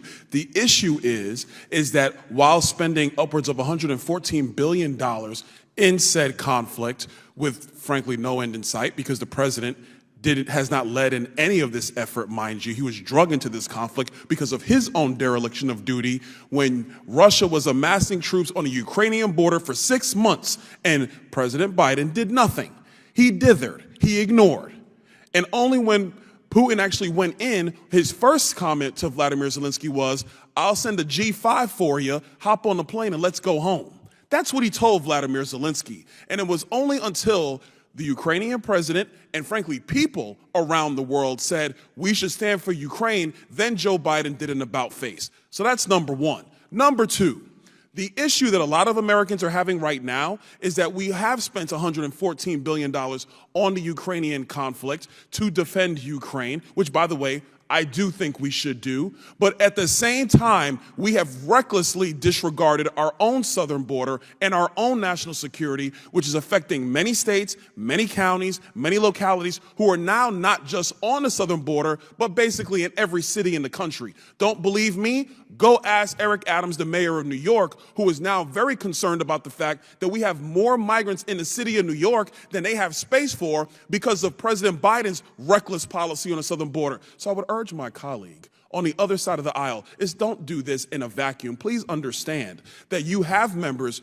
who want to be supportive of Ukraine, but they are very concerned and now at this point apoplectic that we have spent $115 billion on Ukraine, but we can't secure our southern border. That is why members on my side of the aisle are furious, frankly, with Joe Biden and those who want to use Ukraine as a leverage point. Will the gentleman yield for I'm a not quick question? yielding. You had your time. I'll let you talk. I was going to interrupt you, but I didn't want to. I ain't yielding. Now, point number 3, and this is very, very clear.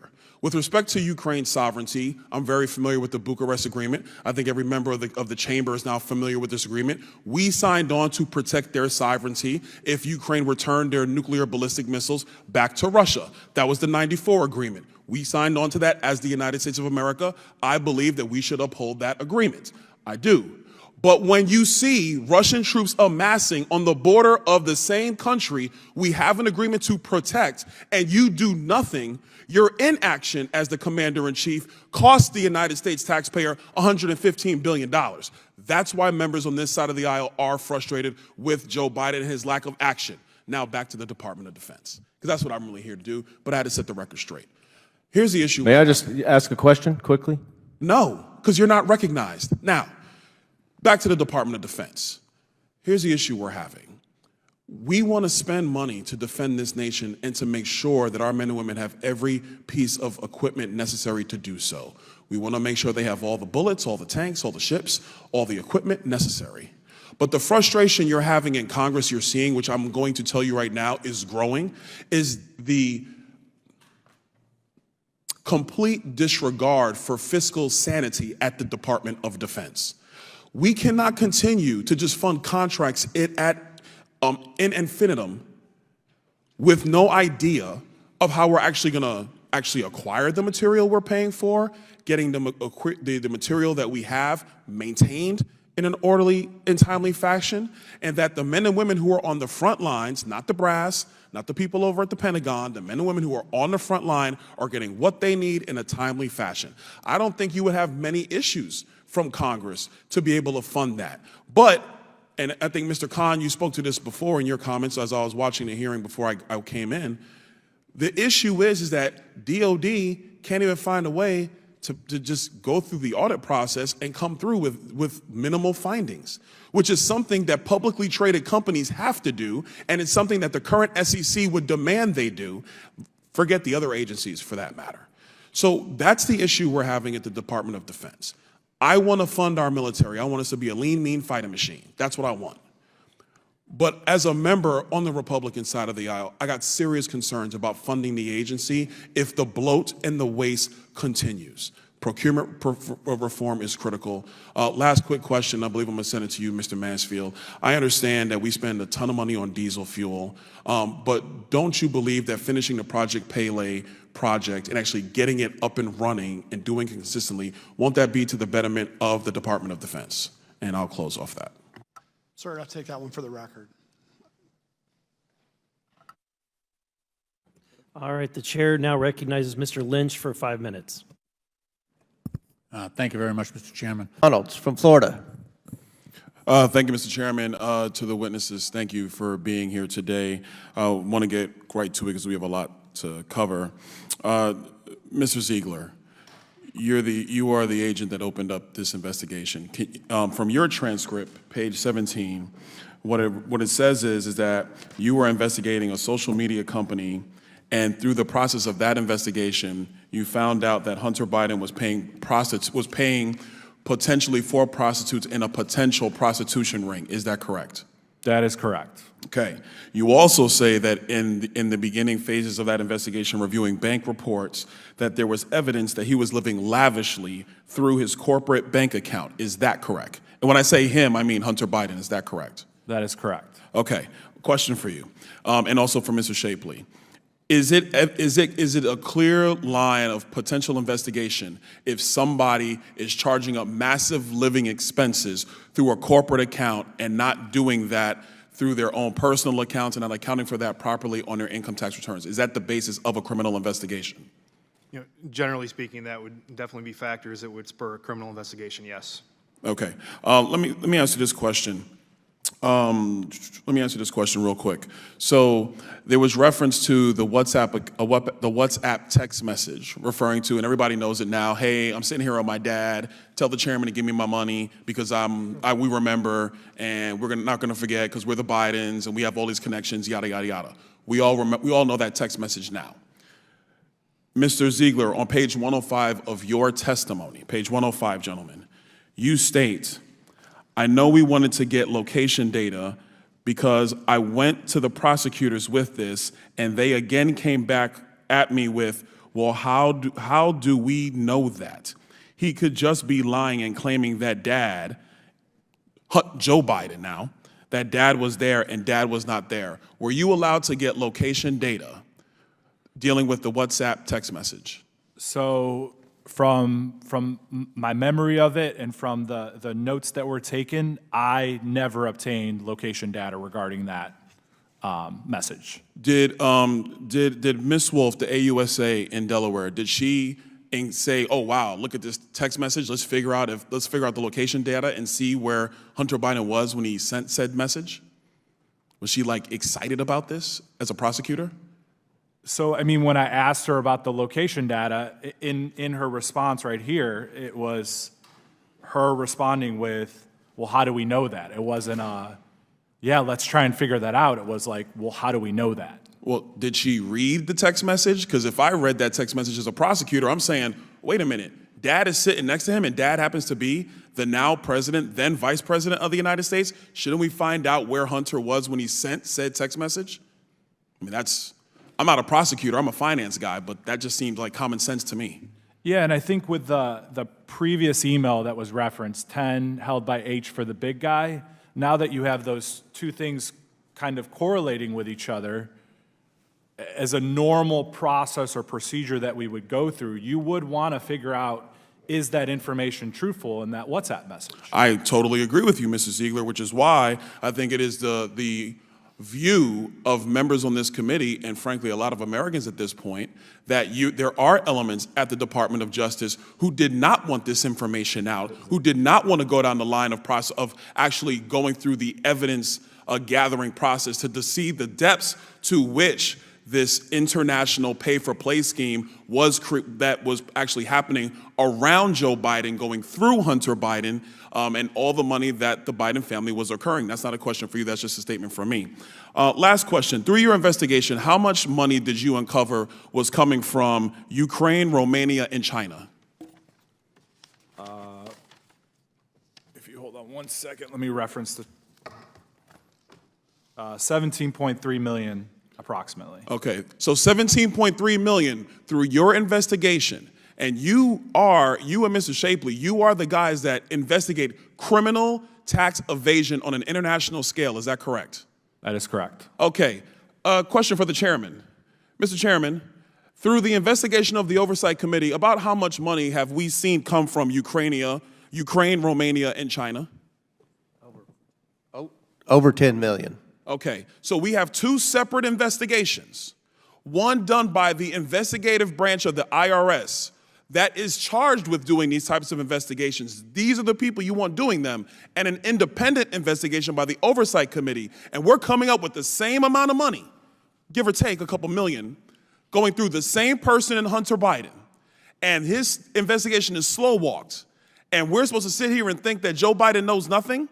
I think, for the record, Mr. Chairman, that the relevant committee needs to have questions for Leslie Wolf, the AUSA of Delaware, for David Weiss, the Attorney General of Delaware, for Lisa Monaco, who is the Deputy Attorney General, and for Merrick Garland himself, the Attorney General of the United States. Because if this action is allowed to occur, and investigations are slow walk with this level of detail, this ain't Donald Trump, y'all. These are facts. I yield back. Thank you.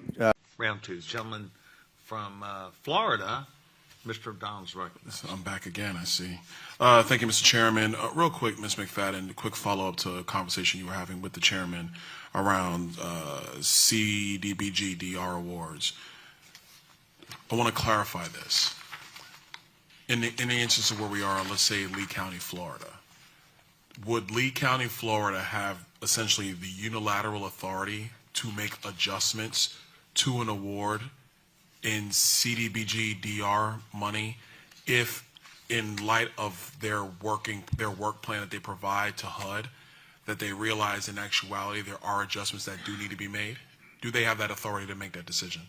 Not unilaterally, sir. We need to have some conversations to understand why the current needs of the community aren't what we reflected. So per statute, 70% of the funds have to primarily benefit people in communities that are up to 80% of area median income.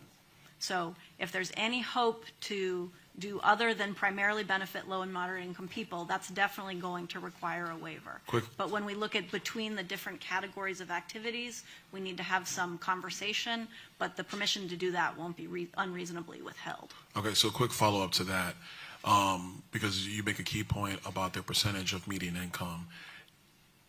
If the county or counties or state, and this is a more broad question throughout the country of this kind of a program, if the determination is made that key infrastructure improvements are critical to the livelihood of said residents, is HUD open to that interpretation of disaster recovery awards under HUD? Historically, we have granted waivers when to serve low and moderate income people, you have to do something that's going to serve all the people, for example, doing infrastructure repairs. Okay, thank you so much for that. Mr. Sanchez, missed you the last time, I'm back. Obviously, we do understand here about SBA disaster recovery awards. You stated in your testimony that $1.9 billion was approved by SBA. I'm going to assume when you said the impacted area or highly impacted area, $371 million, that's, for argument's sake, let's say it's specifically to the Barrier Island region here in Southwest Florida. Is there a disconnect between loan approval and loan disbursement? And the reason why I ask that is because I've had several constituents who were frustrated with SBA, that SBA would give them an approval for the loan, but disbursement is at some time off in the future that SBA never told constituents when disbursement was going to occur. And the reason I ask that is, recovering banker, if I approve a loan, like next day, we're dispersing funds. So can you speak to that? Sure. Just a point of clarification, the $1.9 billion is for the entire disaster. The $371 million is for businesses specifically. Typically, lending works out 80% homeowner renters, 20% businesses. Fair enough. But in disbursement, there is a disconnect, and I think we're tackling that. You've heard it from your constituents. I've been here at least 4 times meeting with local folks. I've taken some of those constituent calls myself to figure out what the issues are. The best way to think about it is there are grants, and then at the end of the day, we're still a complex financial transaction. We're trying to figure out how to make it less complex and more customer driven. And I get the frustration. After Hurricane Ike, it took my mom 4 years to get back into her home. That's the view that I come from to these things.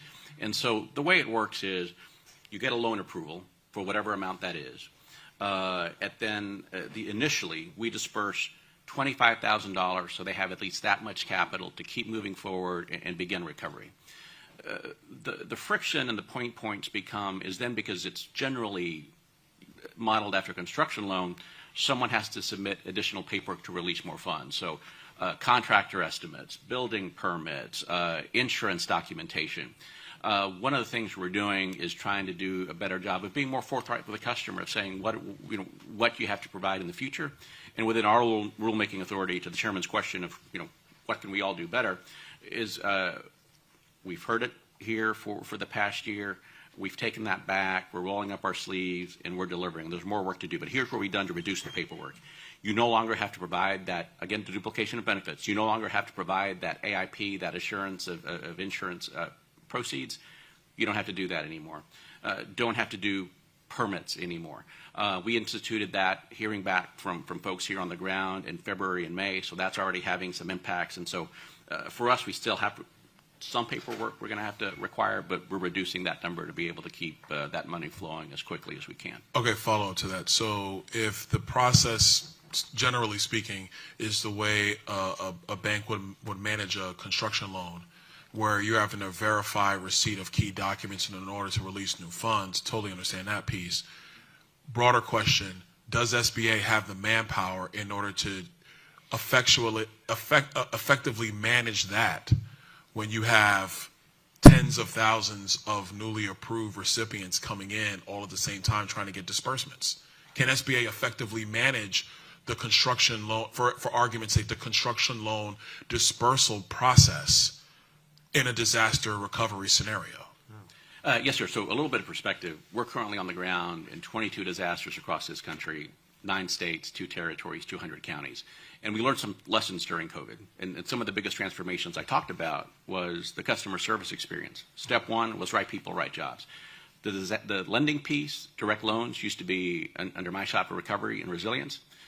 We've moved that now to capital access. They do lending day in and day out. So right people, right jobs. They've got the skill, they've got the talent, and a step to Mr. that. Sanders, real quick, it's not about talent or skill. It's manpower and scalability. If you're in 22 areas of the country managing multiple natural disasters from the disaster recovery loan program under SBA, do you have the manpower to keep up with all of the constituency requests in all its jurisdiction? Because I will tell you, that's like a loan department. That's like a loan department at a $2 billion bank having fresh capital for $10 billion. You ain't got the manpower to do $10 billion in loan disbursements. You don't. And so that's why I go back to that original question. I want to move off of that because I think that's something that we probably with SBA need to figure out. I want to talk inspectors, Mr. McCool. Got to come back to you. In a letter that was sent on March 21 and 23 to Administrator Criswell, I sent requesting 2 additional program delivery managers, 1 additional task force lead, 2 additional site inspector crew leads, 12 additional site inspectors for Cape Coral, Fort Myers Beach, and Sanibel.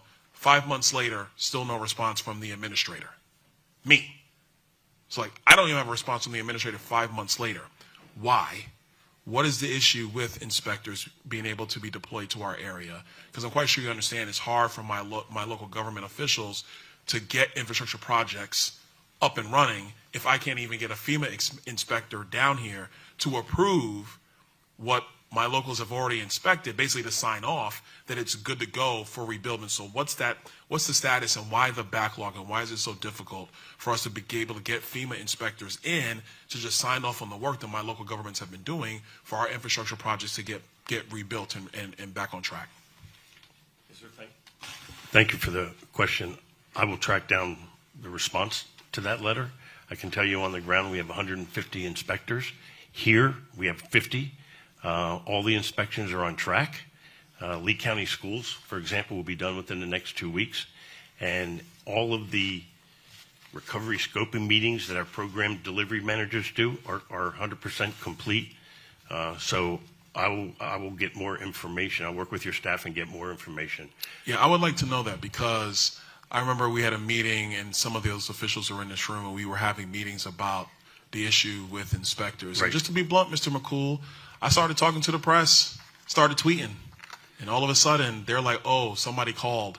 Like you said something in a presser and we got a call from FEMA. And just to be blunt, I just don't think it should operate that way. Regardless of who the member is or what the constituency is, if they need to be able to get those inspectors into the area in almost in a strike force type of response, then that's just what needs to be figured out. And again, that kind of goes back to one of my earlier questions about what are the statutory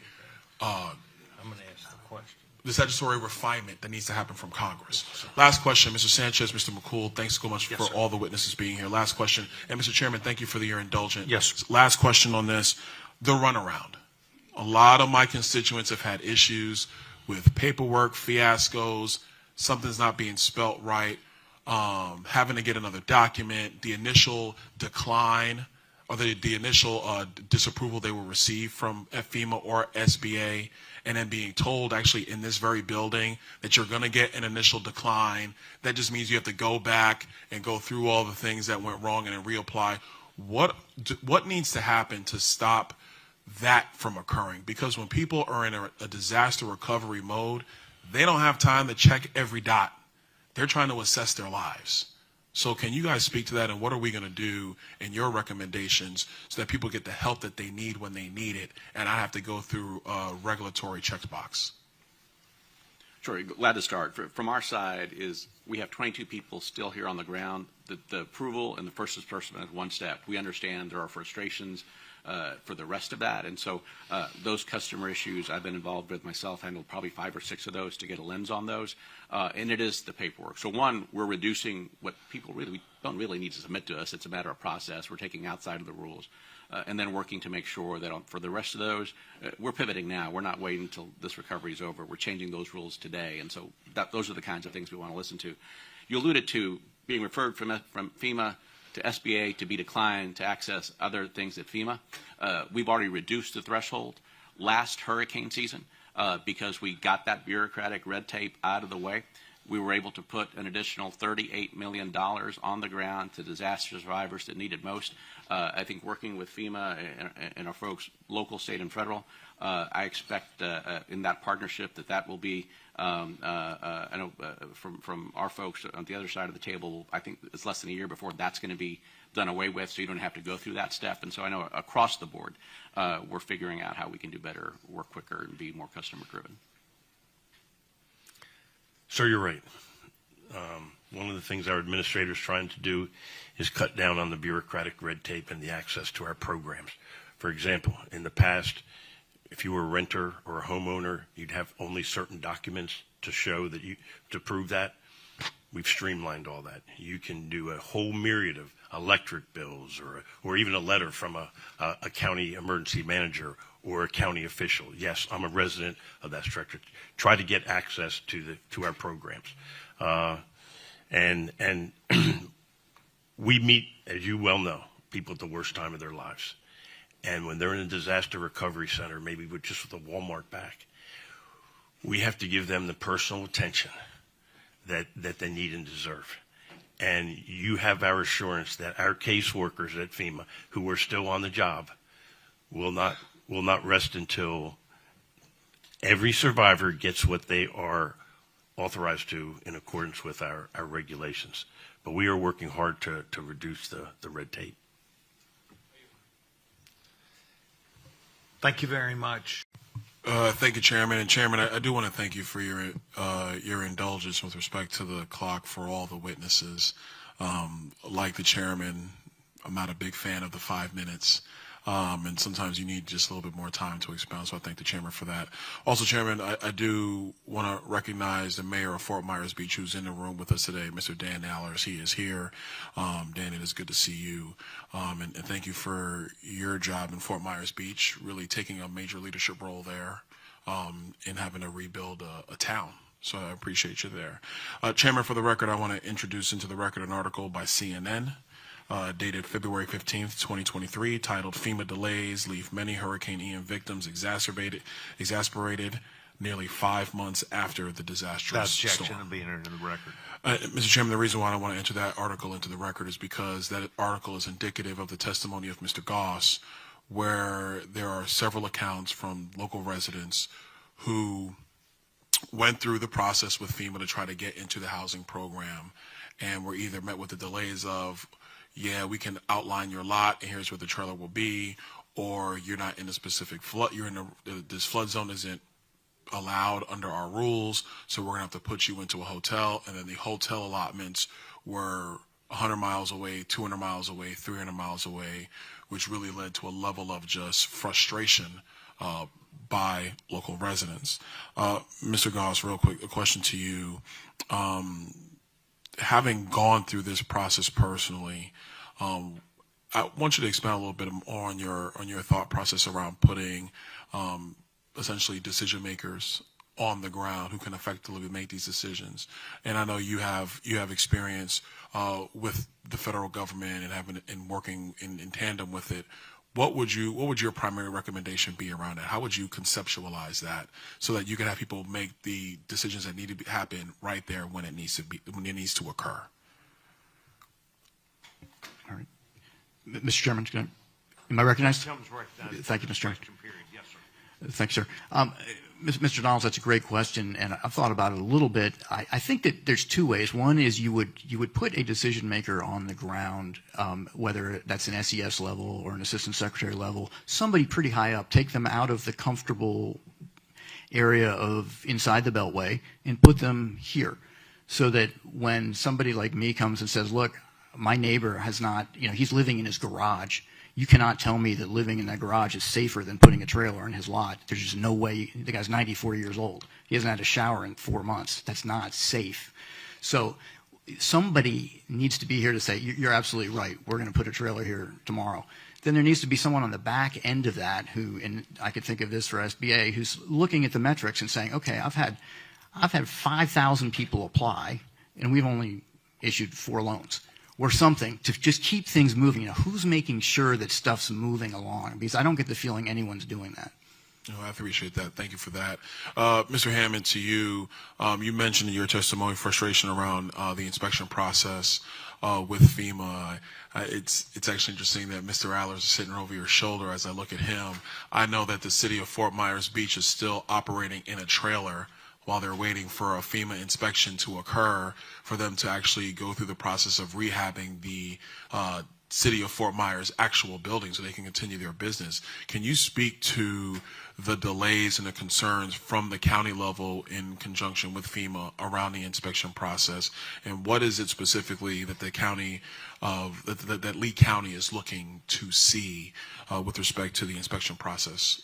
Thank you very much for the question, Congressman. Yes, that's a perfect example of what we're seeing at the county level as well. Our team, our administrative team at the county doesn't have the confidence to fix or repair anything right now and related to county facilities or county infrastructure because until it gets an inspection by FEMA, they're risking the reimbursement that could come for making those repairs. And this, with a $300 million bill coming due to Lee County, is more than our residents could bear on their own. And so we need that FEMA reimbursement. So many residents call us daily, why haven't you torn down the restrooms at Fort Myers Beach at Lynn Hall Park that look terrible?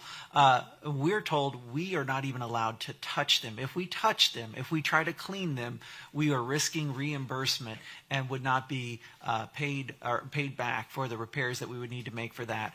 Similar situations happened with Federal Highway Safety Administration in regards to our traffic lights. We have many traffic lights that are still mangled throughout the county, and those we were also told cannot touch them until they've been inspected. And so residents don't understand why broken infrastructure and potentially dangerous situations continue to exist months after the storm. Thank you so much. Chairman, I yield back. Thank you, Chairman. Witnesses, thank you so much for your time. A couple things I want to get to. Mr. McCool, quick for you first. In May 23 of this year, FEMA published a document titled Questions and Answers about Travel Trailer Removal on Barrier Islands. Specifically, the document says that the August 1 target date for removing trailers should allow many homeowners to complete their repairs and return to their homes. Can you please provide an update on whether FEMA has repossessed any trailers allocated to my constituents in Barrier Islands? Yes, sir. Thank you for the question.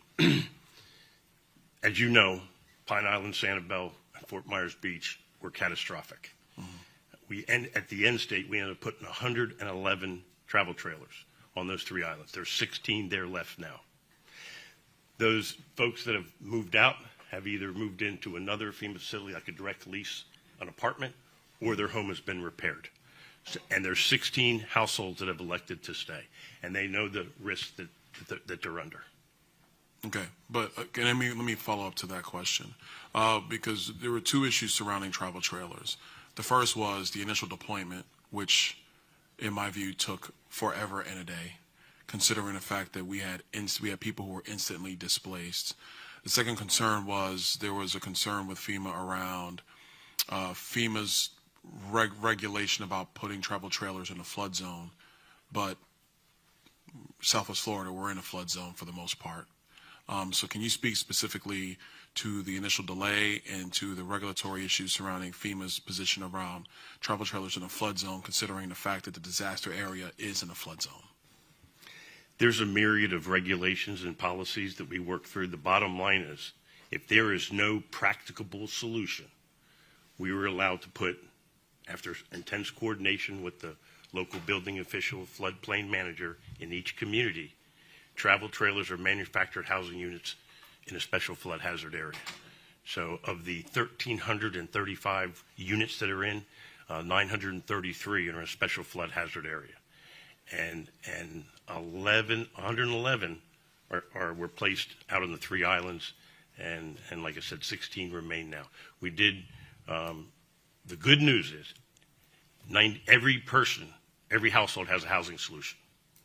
We will complete the housing mission at the end of this month. All right, specific to that though, can you speak to the timetable between requests for housing assistance from a residence in a special flood area to the time when FEMA actually made the determination that they could place trailers in the special flood area? Like, well, how much time are we talking about? It was about 45 days. Okay. What are the regulatory concerns surrounding FEMA taking 4 to 5 days? Not even so much the regulatory concerns. What are the procedural concerns around it taking FEMA 45 days to make such a declaration? Like internally, is there an issue around process time, approval stage? Is it highly bureaucratic? Do you have to get authorization from the Director of Homeland Security? Is this an internal FEMA matter? Like, walk me through that. Why does it take 45 days? Because understand from my vantage point, I got residents who are out of a house. The first couple days, they're trying to figure out what's going on. Then they make a request, and then they're waiting 45 to 60 days, and I will add, Mr. McCool, sometimes longer than that. Mm-hmm. So walk me through the internal process of FEMA, and what would be your recommendations on how to repair that for the future? Well, you know, because you've been in them, and I saw you in many of the shelters. From the shelters, we had transitional shelter assistance. Think of hotels in 3 states, and we had thousands of households in those transitional shelter assistance waiting for a temporary housing solution, whether it be a travel trailer, mobile home, direct lease, or a multifamily repair. We worked through, in 45 days, the regulatory and policy requirements. And I don't think we could have worked any faster. And the bottom line is we have to keep people safe. We don't want to put people at risk. And so we did a very deliberate flood risk analysis, both for the 3 islands and every county that was affected. And we had a direct housing mission for. And that took about 45 days. So I'm confident that the units that are placed are safely placed in a special flood hazard area, which we don't usually do. This is a unique situation. Okay, but I'm going to follow up to that follow-up. I'm confused because FEMA already draws basically the flood maps for the United States. So FEMA already has an understanding of what are your baseline flood zones, your high-risk flood zones, etc. So that data already exists. So let me ask it this way.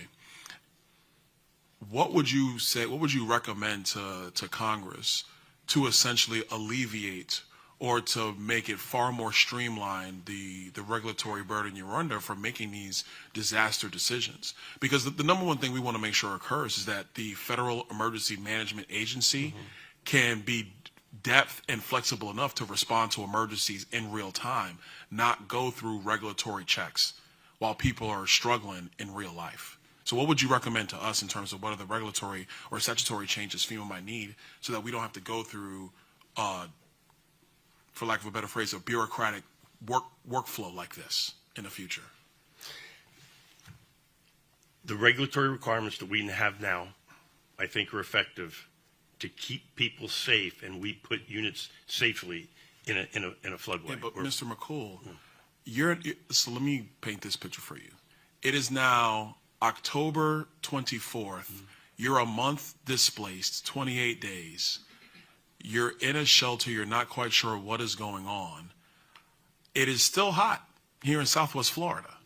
How are you safe? Or better yet, let's say you're not in a shelter. What if you're somebody who's still living in their structure because they choose not to go to a shelter because they don't want to leave their property behind?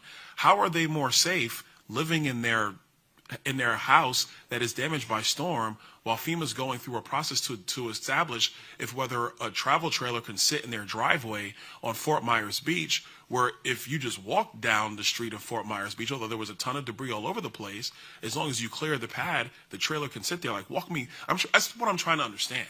And as I ask that question, I'm saying that not from, with all due respect to my staff, not a list of questions my staff has. That's talking with people who are on the ground day 1, day 10, day 25, trying to figure out where is the housing mission with respect to FEMA. We're now in August. So, okay, the housing mission, to your words, are about to be finished, but the storm was 10 months ago. Sir. So that's what I'm trying to ascertain. I don't know if you can help me with that. Every case is different. We talk to each survivor 22 times before they go into a household. Access and functional needs, family composition, the placement of the unit on your private site, or getting a commercial park, removing the debris, identifying a group site, all that takes time. Okay, let me ask you this. What are some examples of unintended consequences that FEMA has experienced based on specific United States Code provisions passed by Congress over the years? You've been doing this a long time. I'm quite sure internally you guys are like, oh my gosh, I can't believe they passed this back in '92. This was stupid. Or I can't believe they did this post-Katrina. I got what they were trying to do, but it's not really helpful. What are you guys internally saying about some of the stuff that's in the United States Code that we can adjust? I'd like to get back to you on the record with the specifics of that, Congressman. On the record or off the record? On the record. Oh, okay, that's good. Mr. Chairman, I don't know if other members have questions. I got other questions, but I want to make sure I let the members have time if they want. Let's come to some agreement here that you have agreed that you will provide this committee and the gentleman, Mr. Donalds, that information that you do not have readily available right now. When would the gentleman be providing that? We'll work quickly with our staff at headquarters, and our goal is 2 weeks. The gentleman has suggested that it would be 2 weeks. I would agree to that. What would the gentleman from Mr. Donalds say? That's fine by me. We would agree with that, Mr. McCool. Thank you very much. A professional response we expect and want to thank you very much.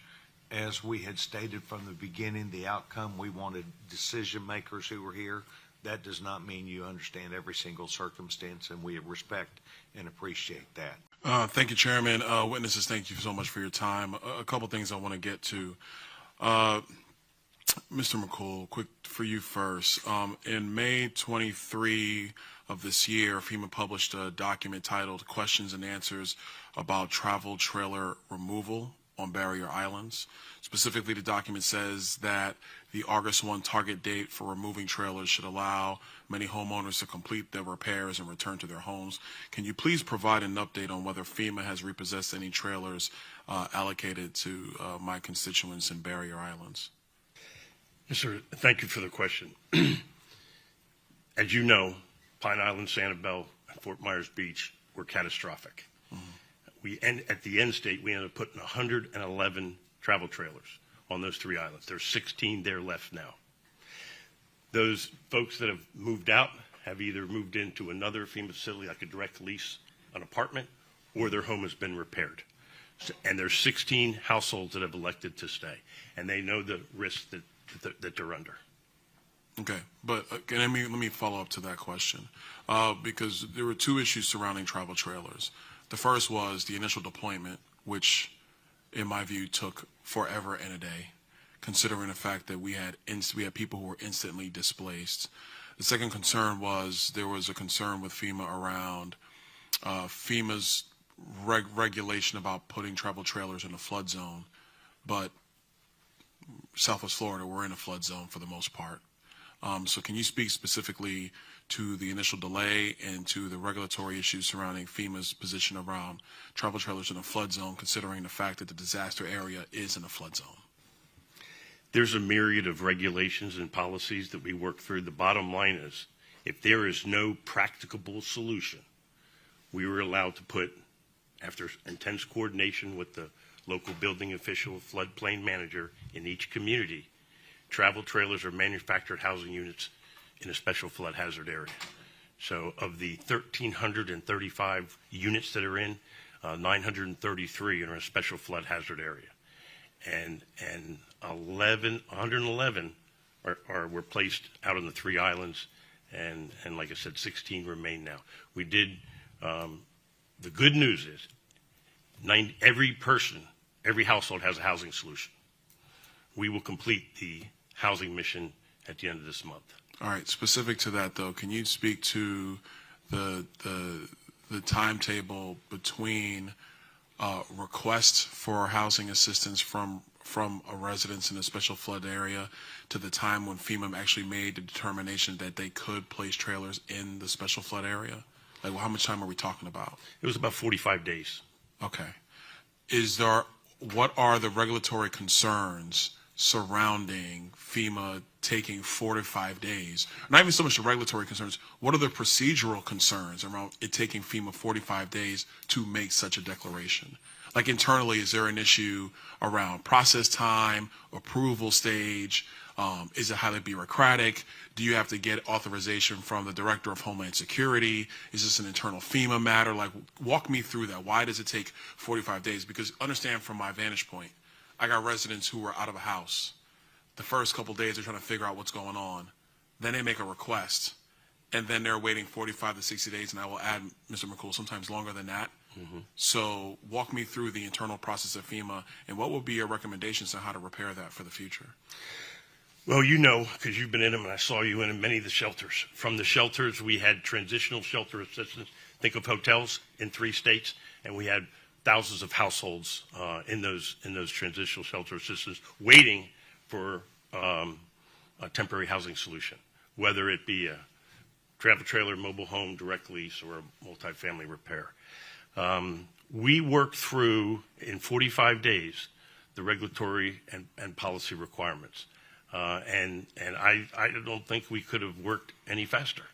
And the bottom line is we have to keep people safe. We don't want to put people at risk. And so we did a very deliberate flood risk analysis, both for the 3 islands and every county that was affected. And we had a direct housing mission for. And that took about 45 days.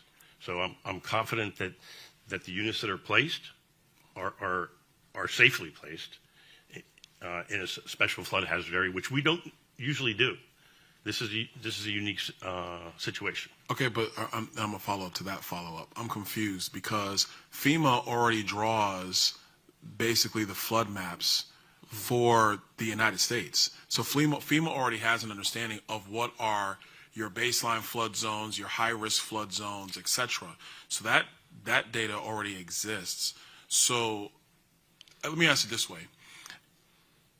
What would you say, what would you recommend to Congress to essentially alleviate or to make it far more streamlined the regulatory burden you're under for making these disaster decisions? Because the number one thing we want to make sure occurs is that the Federal Emergency Management Agency can be depth and flexible enough to respond to emergencies in real time, not go through regulatory checks while people are struggling in real life. So what would you recommend to us in terms of what are the regulatory or statutory changes FEMA might need so that we don't have to go through, for lack of a better phrase, a bureaucratic workflow like this in the future?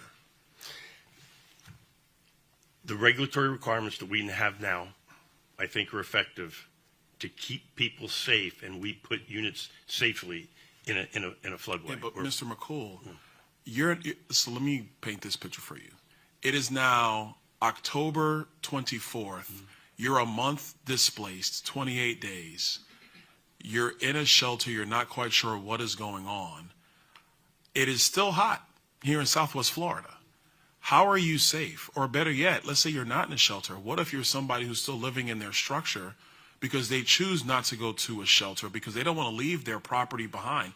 How are they more safe living in their in their house that is damaged by storm, while FEMA's going through a process to establish if whether a travel trailer can sit in their driveway on Fort Myers Beach, where if you just walk down the street of Fort Myers Beach, although there was a ton of debris all over the place, as long as you clear the pad, the trailer can sit there. Like, walk me. That's what I'm trying to understand.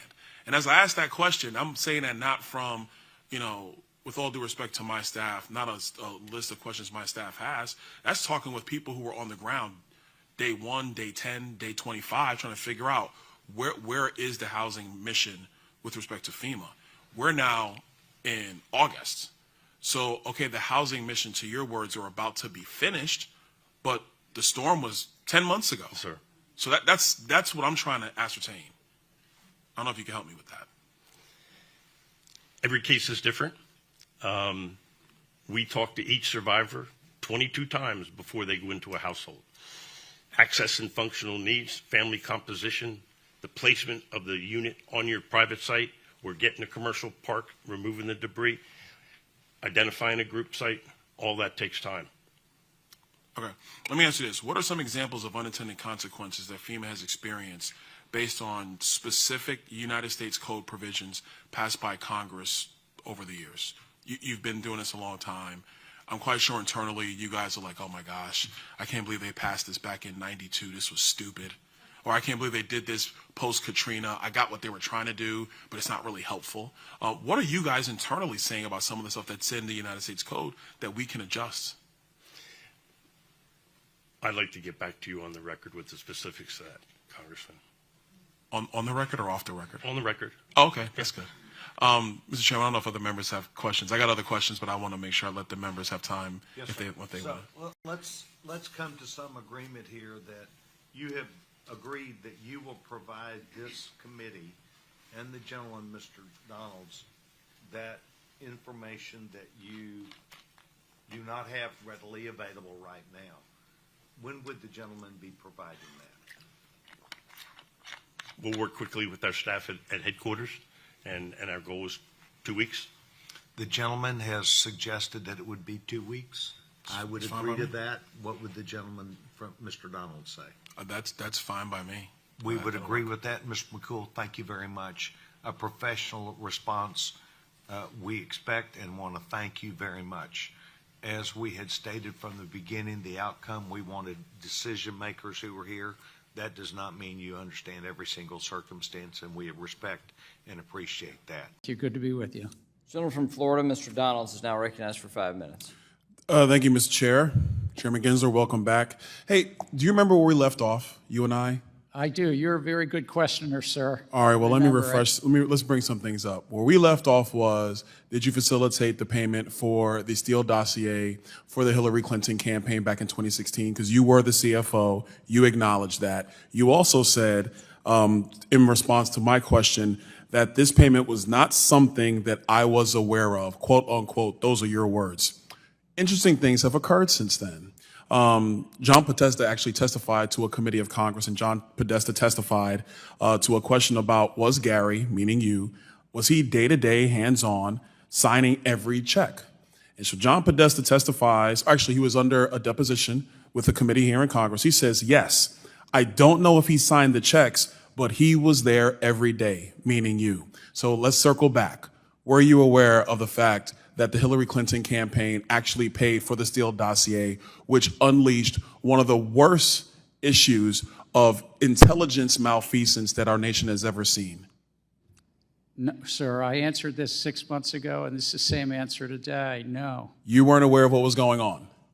Mr. Gensler, I find that very interesting because, if I listen to some of the people and the staff that have left the SEC, you're very aware of everything that is going on. It's actually your MO. You're very hands-on. So you're going to tell the committee right now, you had no idea that the Hillary Clinton campaign, of which you were the CFO on, sent money to Perkins Coie for a dossier that was phony, that led to the spying of a presidential campaign in 2016. You were not aware of any of this? Sir, as a chief financial officer in a political campaign, I was not aware of what a law firm was doing with some of the monies that they got. Now, I find that interesting because in some of your other rhetoric about CFOs in the public sector, the private sector of our economy, you are very tough on CFOs. You've said on the record on many occasions that CFOs have a fiduciary responsibility to the organizations that they cover, that they should be aware of everything that is going on. So how is that a standard you hold CFOs in the private sector to, but you don't hold yourself to that same standard? That's not a standard that the SEC holds CFOs to. It's about their financials and that the financials are put together in accordance with GAAP and that the numbers are accurate. And that they're So did you accurately pay for the Steele regards. dossier out of the Hillary Clinton campaign? Sir, I learned about that way after President Trump was a president and Hillary Clinton was a private citizen. All right, well, let's move on. We'll probably circle on that another time. I want to reference a story in Capital Account from June 13. Mr. Chairman, I ask for unanimous consent for the story be entered into the record. Without objection. The story notes that you met with Senator Tammy Baldwin in May about the SEC's proposal related to the 13D beneficial ownership disclosure, at which time you allegedly asked Senator Baldwin's staff, allegedly, to contact an organization called We the Investors to submit comment letters in favor of the 13D proposal. Subsequently, the SEC was flooded with 350 plus comment letters from so-called individuals, but mostly form letters stamped with the moniker We the Investors in favor of their proposal. It appears to me that you have engaged in astroturfing to advance your own agenda. Is this true? If this is true, is this a serious breach of impartiality that would violate the spirit, if not the letter of the law of the APA? Sir, again, I don't know what the press is talking about. I remember a meeting with the senator. It was a good thought. Did you meet with Senator Baldwin in May with respect to 13D? I think that it's on my public calendar that I met with Senator Baldwin. I meet with senators and representatives. Okay, so here's what we regular I need to basis. get from your public calendar if you actually met with Senator Baldwin. I think the committee would like to know that. In this meeting with Senator think I Baldwin's did. staff, did you speak to an organization called We the Investors? I have no memory of that. Mr. Gensler, the no memory routine from a lot of appointees is really getting old. You guys are discussing and leading some of the various regulations facing our economy. So to come before a committee of Congress and have no idea what you talked to with a senator's staff about 13D? The meeting was with the senator, sir. All right, well then, if you don't recall what you said to a United States senator about key issues facing our economy from a regulatory basis, Please, sir. that's a real problem, You're don't you a good think? questioner, but please, sir, that story is not one that I would confirm. It's not a story that I believe is accurate. Let me ask you a question, broad base. Do you think it's appropriate for the chairman of the SEC, or frankly the head of any agency, to engage with outside groups to accomplish the agenda they want to see through rulemaking? We are responsible under the Administrative Procedure Act to hear from outside parties, market participants, constituents in your district, members No, of that's not my Congress. question. We want to hear from outside obligated. groups. We're Is it obligated. okay to foment outside groups to Gentleman's help you time's accomplish what you want to expired. see?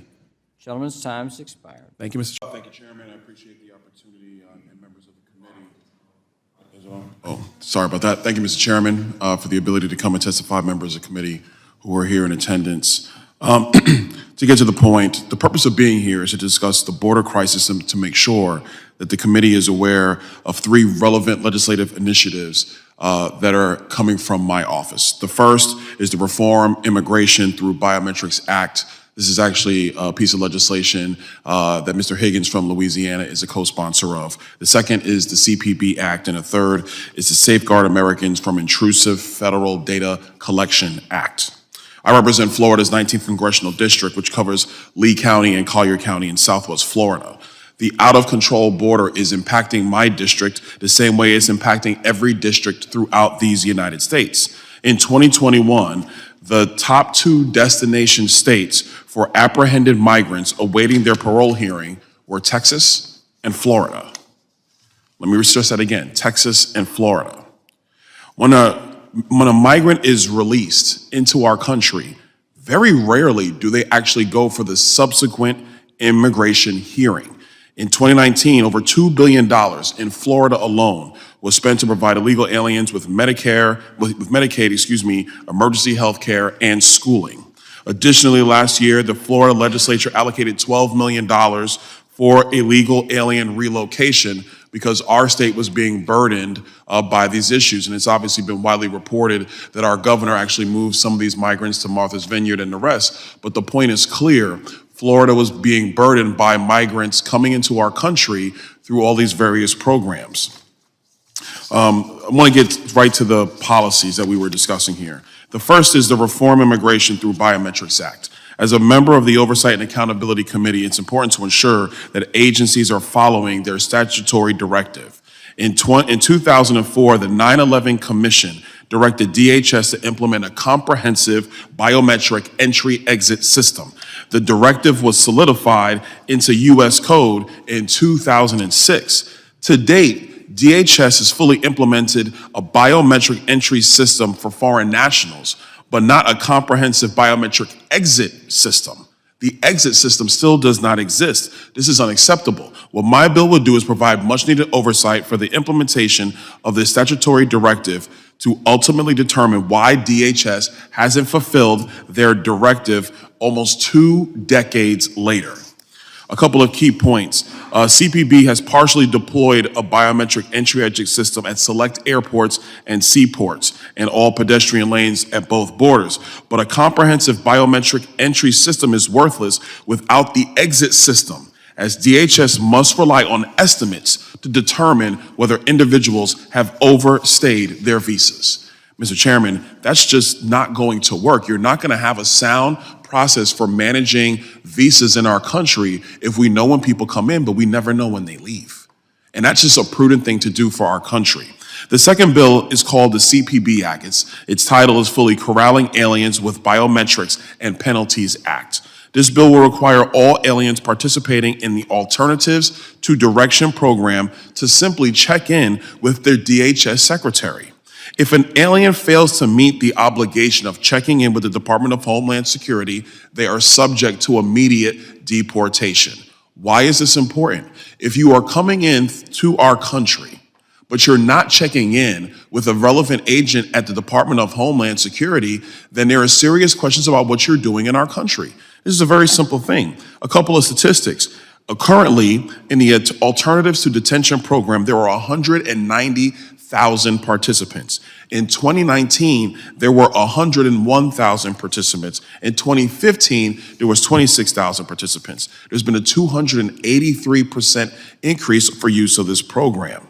And so what this bill simply wants to do is ensure that people are checking in. The bill ensures that aliens are participating with the agency program, they maintain contact with DHS agents, and they are aware of what's happening with the current process of their immigration hearings. It provides much needed oversight. I think this is a key piece of legislation that we need to have move forward to help secure our nation. The last bill is very different from the other two. This is to safeguard Americans from intrusive federal data collection. Now, I'm a CLEAR member. A lot of members of Congress use CLEAR. A lot of citizens use CLEAR. CLEAR is a program that takes your biometric data and then it makes it easier for you to move through airport screening, so you don't have to go in the long line. If you're TSA pre-check, that's a different data set, but CLEAR allows you to use biometrics. This bill will prohibit the Department of Homeland Security from collecting biometric data on American citizens after a trial period in connected with one of these programs. Biometrics would definitely assist with combating illegal immigration and visa overstays, but biometric information collected against American citizens on a temporary basis should not be allowed, and it should not be retained by the federal government. In short, Mr. Chairman, I want to thank you for having this opportunity for members to come and provide different pieces of legislation that they feel will help this committee and help Congress do our job and secure this nation. And the last thing I will add, Joe Biden needs to secure the border, Mr. Chairman. Enough is enough. He can do it tomorrow. He can do it today. I'll help him write the executive order myself. And with that, I yield back.